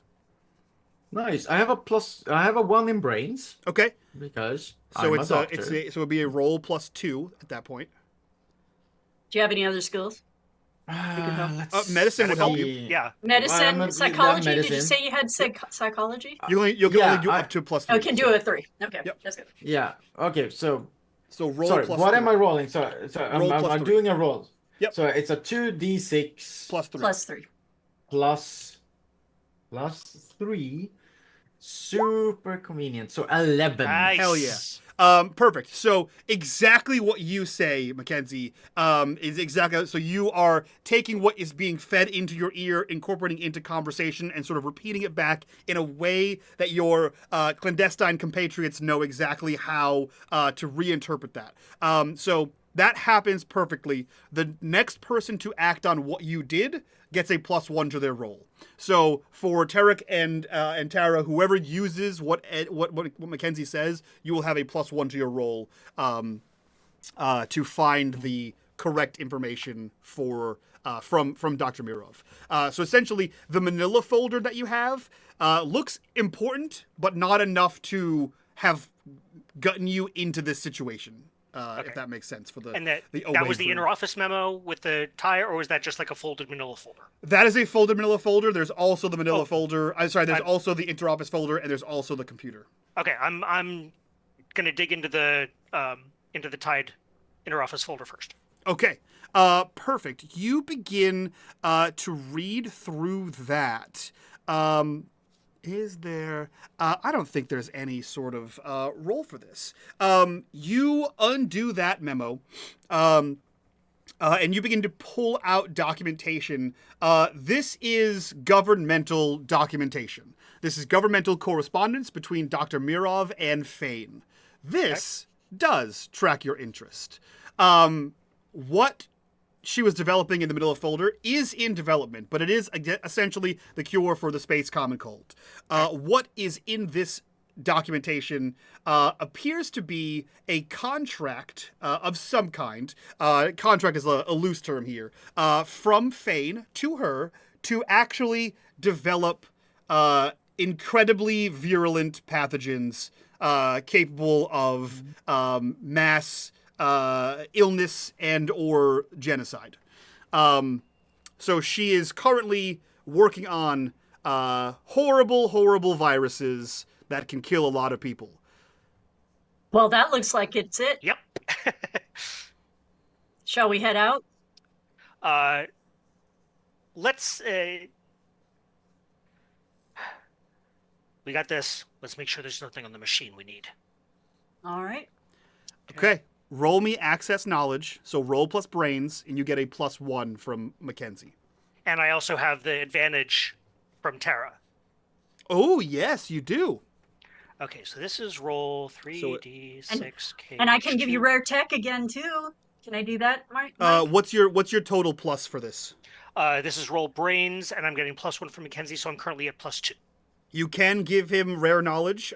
So the assist from Tara, so that is advantage and a +3 total. That is Nice. the maximum stuff you can roll on one roll. Let's do it. Are you kidding me? Yeah. God.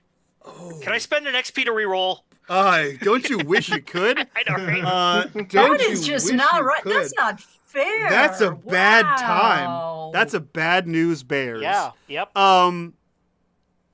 Okay.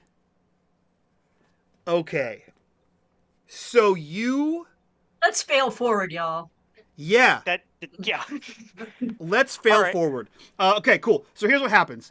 You are like doing the right thing. Like, let's access. I have so much information. I should be able to get access to this. I have the card that Tara has. You get into the computer, the terminal, no problem. You begin to fish around for data. You're searching keywords. You're going through things. You're running a script, right? All these things. And you are in there for 30 seconds. Before the entire screen goes black. And I'll put you on the spot here, Trevor. Okay. The faction of the two gentlemen you described as being criminals that had went that way, what faction was that? They were the Red Hawks. they originally started as like security, basically hired goons for one of the criminals, for one of the criminal syndicates, and then decided that they could also, make more money just kind of, lifting stuff on their own. So they are actually in the business of high-tech espionage, Okay. which is actually why I chose them. So your screen goes black on the computer, and then you see as if like the digital pixels are falling, right? Like they're falling down. They one at a time. They form their symbol, right, which is a red hawk. And you know that this terminal has been remotely hacked by them, and it has locked you out. And as soon as you hear that, as soon as you see that thing, right, first of all, you know your goose is cooked as far as this terminal goes. And then that is when the shot happens. How does Ed and Daniels react to the shot over the intercom or over the comms? He's just going to be like principal down, third party sniper on the roof, heading west. Okay, you see the terminal. And he's just gonna try and get the. He's just gonna try and get the doc as uninterrupted with the patient as he can, because she's only a little shot. It's still good. Okay, so you sprint over from the door, calling this out over the comms. Tarek and Tara, you hear this over the comms that Mirov has been shot by a sniper. What are the two of you doing before we transition fully downstairs? So the information that I was accessing, was it local or was it on a network? You would assume it's on a network. Fuck. All right. Well, then I'm going to... Oh, you know what? I'm sorry. That would make more sense to have it be local, as she is doing espionage and crime. Excellent. Then I'm going to go and I'm going to flick out one of my knives and I'm going to cut every cord coming out of the back of the computer. Okay. To try to air gap it as much as I can. Yeah. Tara had the exact same instinct or impulse. Yeah. And so she's going to take aim at the CPU. And I have sabotage. Nice. Okay. So yeah, here's what I'm gonna say. No need to roll. The two of you can fuck up a computer any day of the week. I'm not gonna risk that with failure. Thank you. Collectively, you can office space that shit super easy. So you begin to now. Are you trying to make it look like it was not destroyed, or how do you want it to look? So you want it to look just. Fuck it up. Just utterly effed up, because I don't feel like Tara feels like they have a lot of time, so she wants to F everything up because the third fallback is destroy everything. Yeah. So after going after the CPU. Sorry, Iquan. I got those out of order. Apologies. After doing that, she'd be looking for a Bunsen burner to burn the files apart from the pages that they have taken, right?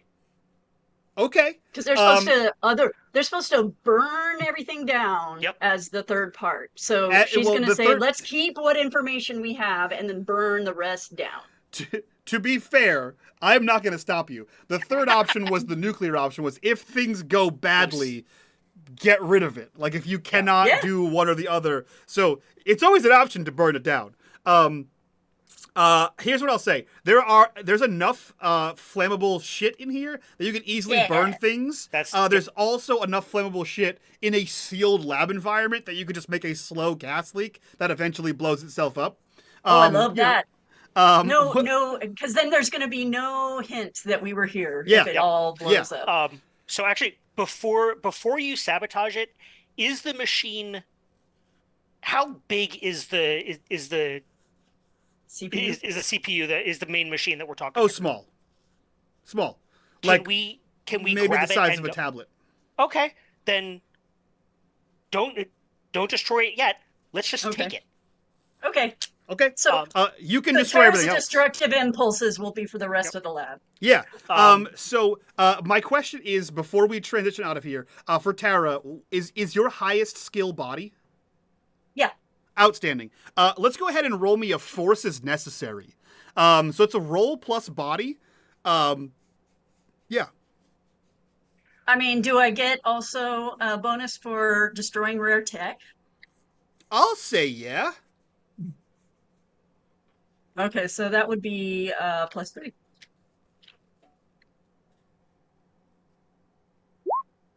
Say. Outstanding. Outstanding. So, here's what happens. Oh, wait, hold Oh, on. Wait a minute. I'm gonna do got your back. What has got Oh. your back? Walk us through that one for you. To step in to help a crewmate who performed/rolled badly, get their consent, then spend 1 trust and describe what you do.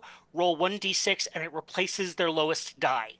Yay. Okay, so describe what you do, and Ah. you can spend 1 trust. Okay. So yes, I am spending 1 trust. Hopefully I'll get it back. As long as yeah. So you're just trying to rig the whole thing to explode. Okay, so I'm going to run back into the main part of the lab, look for any vials or anything that have a flammable warning around them, grab some and come back in and seed it in strategic places to exacerbate the explosion. Yeah. Okay. All right. Cool. I'm gonna let you roll that die, and I'm gonna add some narrative to that as well. So go ahead and roll just a single d6, Yep. and it will swap out her 1.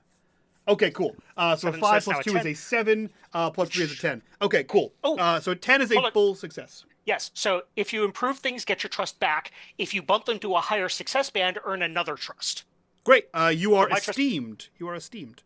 That's all right. I'm about to spend some of it. So, all right, here's what happens, right? In this narrative, Tara's like, "Oh, I get to blow shit up, sick, right?" So you begin to make fine little cuts, like you grab a scalpel, you make little incisions on gas lines, so gas starts to fill up the room, and then you make a very quick, not an incendiary, but basically you make a timed electric spark, like basically a grill starter on a timer, so that it will at a certain time it will click, cause a spark, and the spark will ignite the fumes.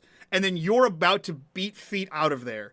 Tarek, you are following her, confident in her abilities, and then you, as the room is filling with gas, not enough to actually ignite anything, you hear the hum of other things working that are also powered, right? And you look around and there's a refrigerator that its condenser kicks on and kicks off every once in a while with electricity.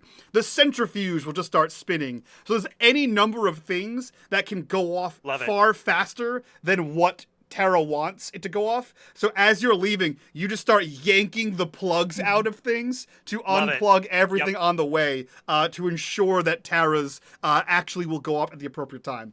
Because that was going to explode in a couple seconds. And the two of you beat feet downstairs. I wondered. Good. I'm sorry. I apologize for the other two. We're hugging down. I want to do one more thing as we leave. I would like to act out. I think there is a rule for act out. I think you can only do it so often. No, it just says at least one crewmate must be aware of your actions. All right, cool. What is acting out? Is this a move? What is it? It is. Yeah, it's a crew move.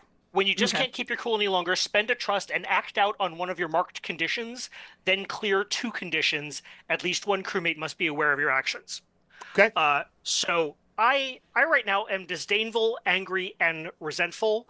I have a real bug up my ass about scientific eggheads, and especially with these people that are basically trying to play Allfather. So I am going to if there's anything that's marked high security or biohazard or anything like that, I'm going to swipe a couple of the vials. Okay, so you're just gonna nick shit as much as you can. Okay, cool. But specifically as the dangerous shit that I can. Yeah. And I'm going to get rid of angry and resentful. Okay. And I'm back down to 4 trust. Okay, Nice. So the two of you beat feet down the stairs, and we transition the camera down there. Ed, she has slipped out of your arms. You see that Doc Daniels is headed towards you with haste. We're gonna start with Ed McKenzie first. You see a bloom of blood spreading across her beautiful white gown. What are you doing? Number 1, Cryedge. Is she gone or is she dead or dying? Dying. I will use my... I knew this would happen. I have combat drugs on my person, and I will pump her full of it to stop her from dying. My goodness, if only we had a battlefield emergency medic handy. Okay. So you knew this would happen. So roll me. Make a roll plus brains. Yep. I'll give you a +1 for medicine.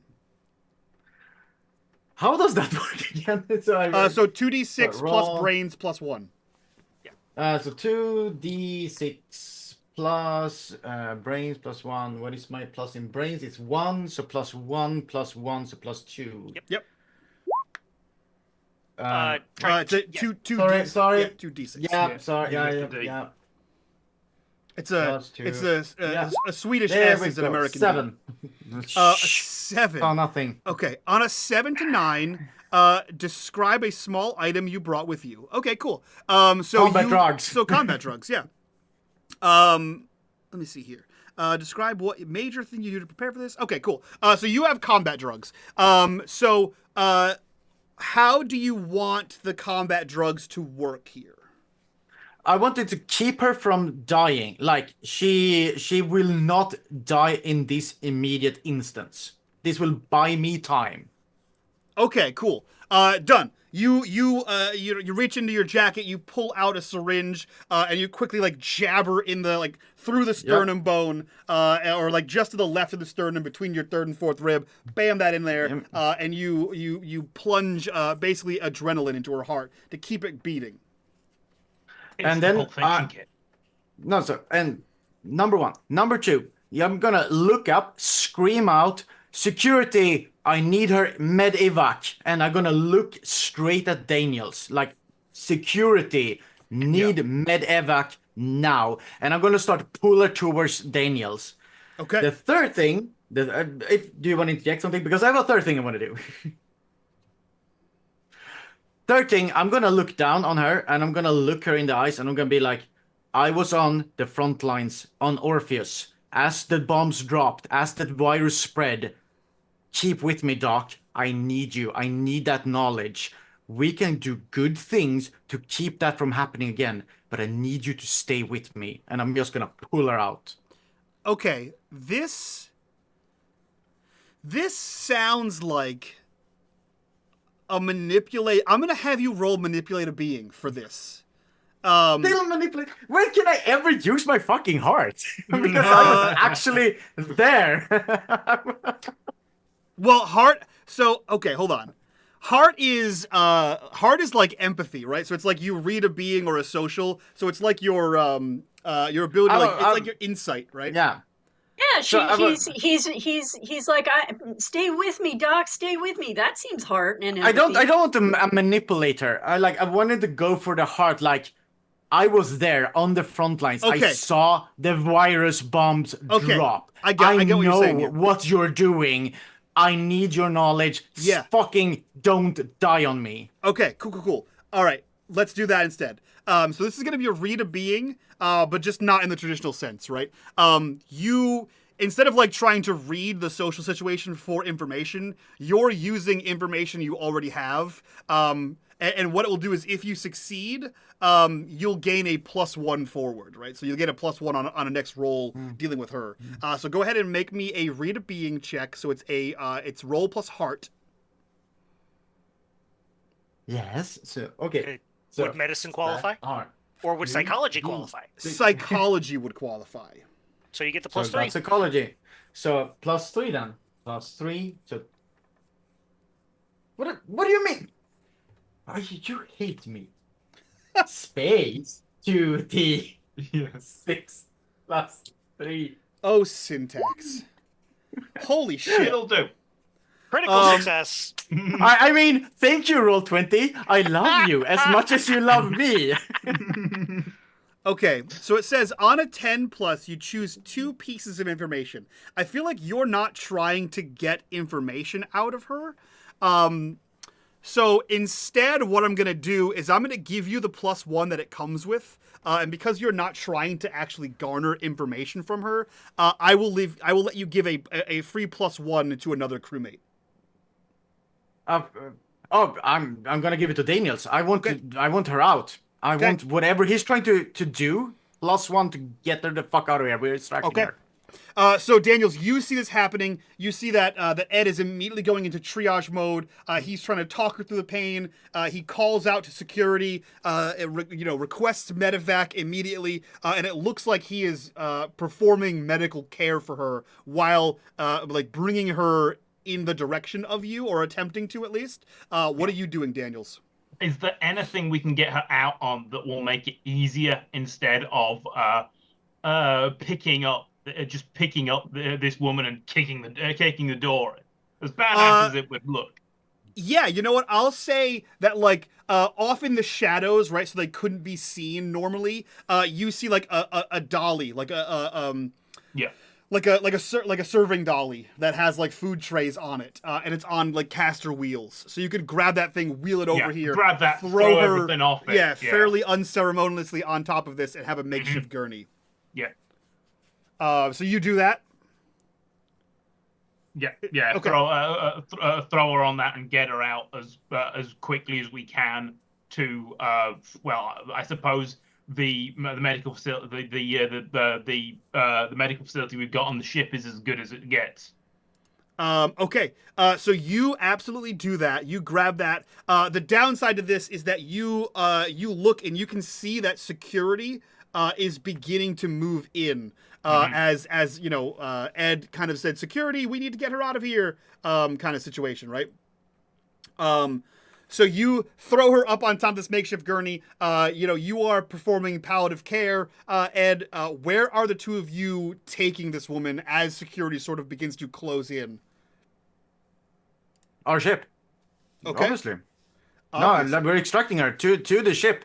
I'm gonna buy myself enough time to actually properly treat her on the ship as we're extracting her. Okay, cool.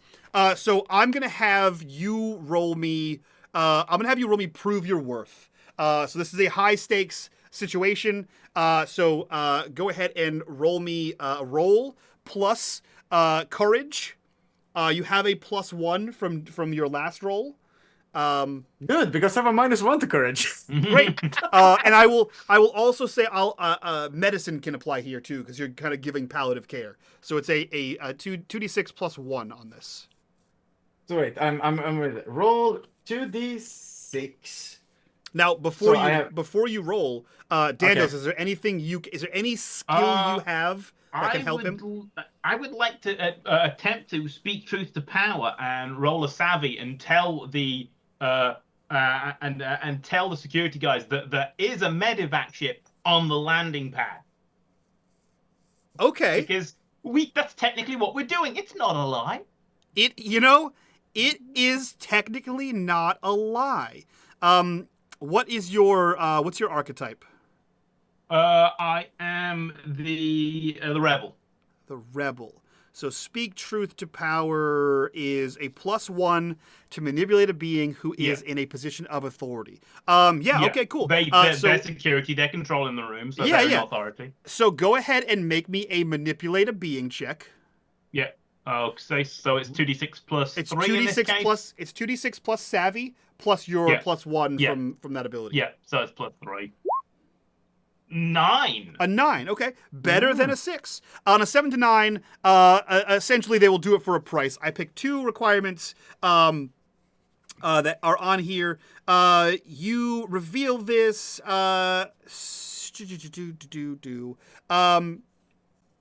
Yeah, okay, cool. So here's what I'm going to say. Based off the information at hand, you are saying you're getting them out of here.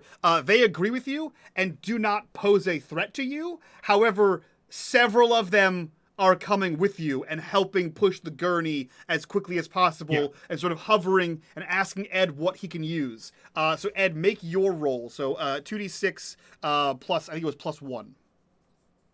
So so I have the -1 for courage, and the plus the other one, and plus the medicine. So in the end, +1, correct? Yep.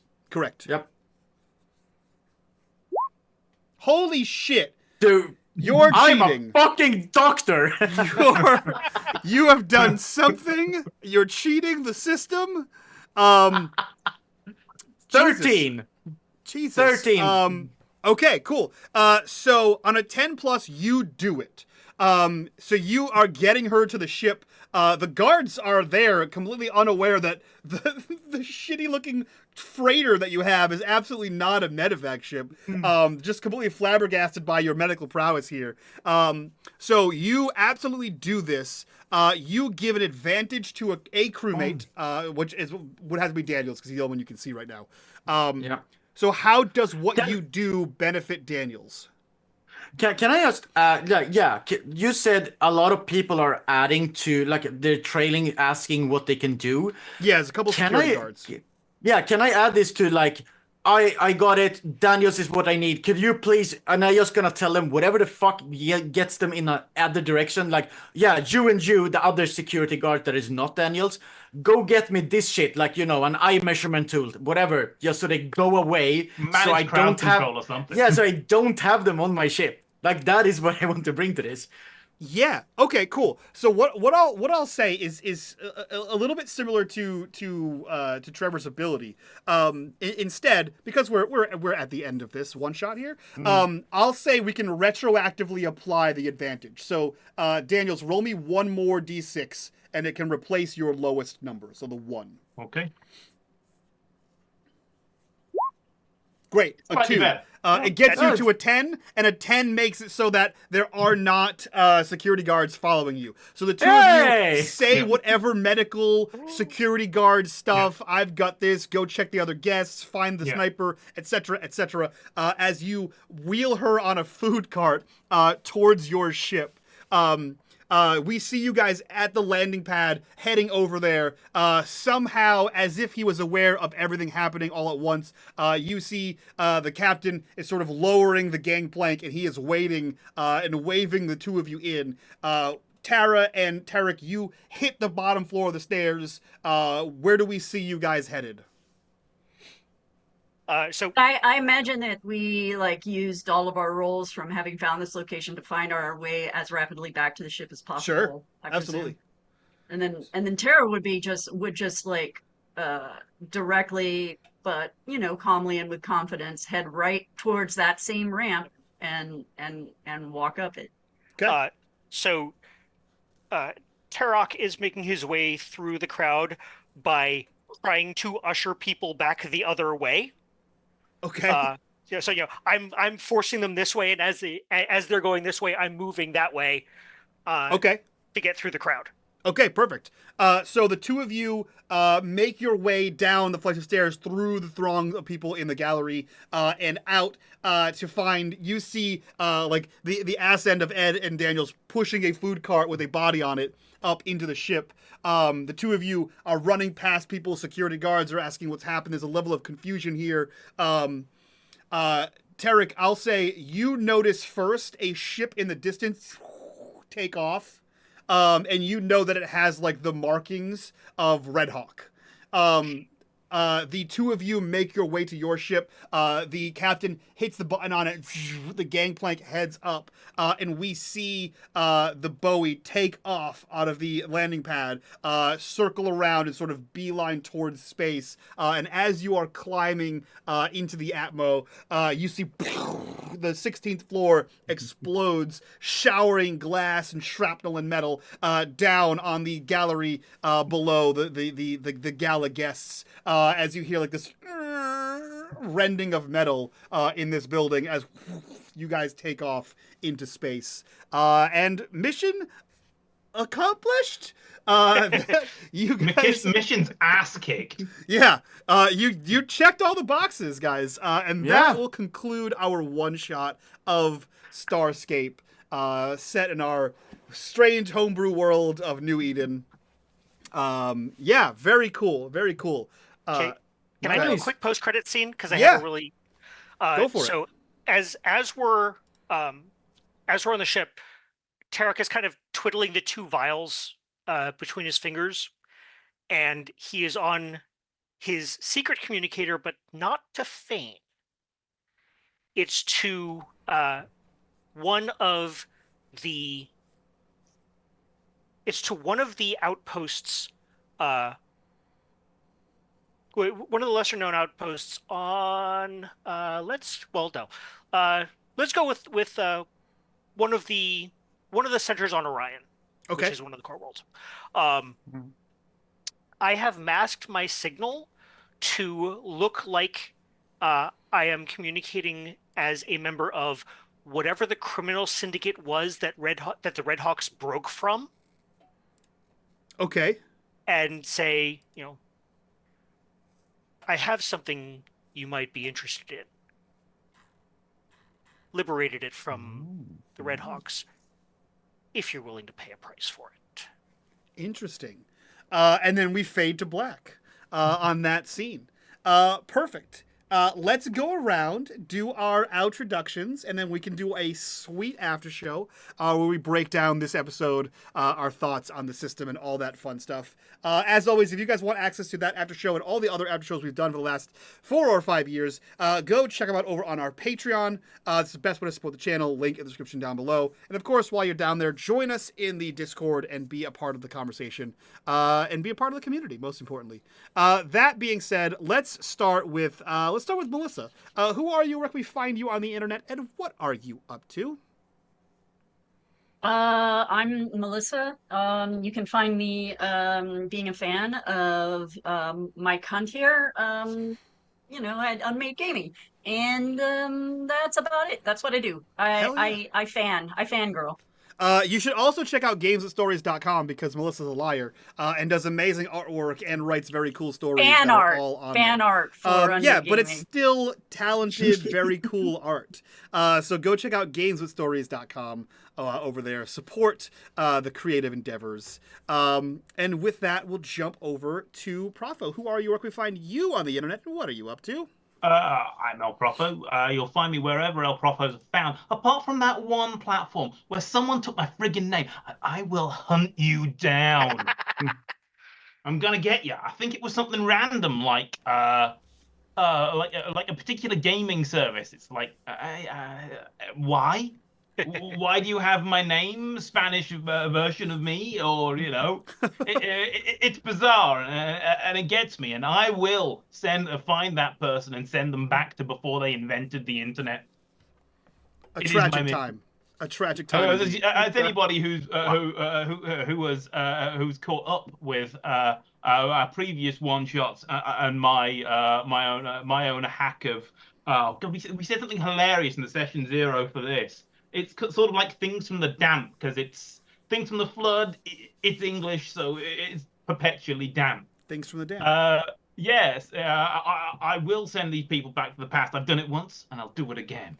It's true. But yeah, you'll find my things on the wiki that I have put up. I was in the middle of sending another beloved character to a time zone that they did not originate from in a fic, and I'll get back to it eventually once I have tackled let's say that depression is struggling with me and seasonal affective disorder is struggling with me at the moment. That is true, though, Bravo. Good call. Check out the wiki too. We have a wiki. I'm not allowed to touch it. I don't know what's happening on there. Every once in a while, I see it, but I've been threatened under pain of death that I cannot edit or interact with it in any meaningful way. So it is entirely fan-made, fan-updated. Fan sounds like a gross word. Community-made, community-updated. That sounds better in my head. Yeah, Star Wars fandom making fan a dirty word. Yeah. So check out the wiki. It's very cool. There's recaps. There's all kinds of other things. That being said, let's jump to Eikwin. Who are you? Where can we find you? What are you up to? Well, hello. I'm your friendly neighborhood Swede. Now, when G is not in here, I can use that. I hang out on Mastodon, actually. I run a Mastodon server. So if you don't want to be on Twitter, X, whatever, you can be on Mastodon. And there is an unMadeGaming community over there as well. I also run my own games. I don't stream because I can't be bothered to. So when I stream, it's because these wonderful gentlemen whose name is unMadeGaming, does it. But if you want to play with me in more of Call of Cthulhu horror game things, I do run off-stream games that you can be a part of. So that's what I do. And you can find me in the Discord, in the Looking for Group section. Hell freaking yeah. And last but not least, Trevor, who are you? Where can we find you on the internet, and what are you up to? Thanks, Mike. Good afternoon, everyone. I am Trevor, the Vitruvian Meeple. You can find me here on the Patreon one-shots. You can find me in the unMadeGaming, Cypher Unlimited, and Cypher Foundry VTT Discords. You can find me on Mastodon at Vitruvian Meeple at dice.camp. But probably the best way is to join us over on my YouTube channel at Vitruvian Meeple, where tomorrow night at 8 p.m. U.S. Eastern Time, we will have our second episode of Echoes of the Undying. By the way, Melissa, we would love some fan art, just putting that out there. In our first episode, our heroes started the day in prison and ended up being pinned between two groups of zombies, and that was just episode 1. So join us to see what happens next. Hell yeah. Definitely go check that out. Trevor does a lot of super cool stuff with cyber systems and corrects me whenever I'm wrong, which is quite often because I refuse to actually learn the systems that I play. So with that, that is it from us. We had a blast here. I hope you did too. Stick around. We have another one-shot coming up where we venture back to the universe of Alien for our part 2 of Perfect Organism. But for now, we're going to get out of here. We're going to do our after show. And if you guys want access to that, it's going to be over on our Patreon. Again, link in the description down below. But that's it from us. We'll see you guys next time. So from all of us to you, bye-bye.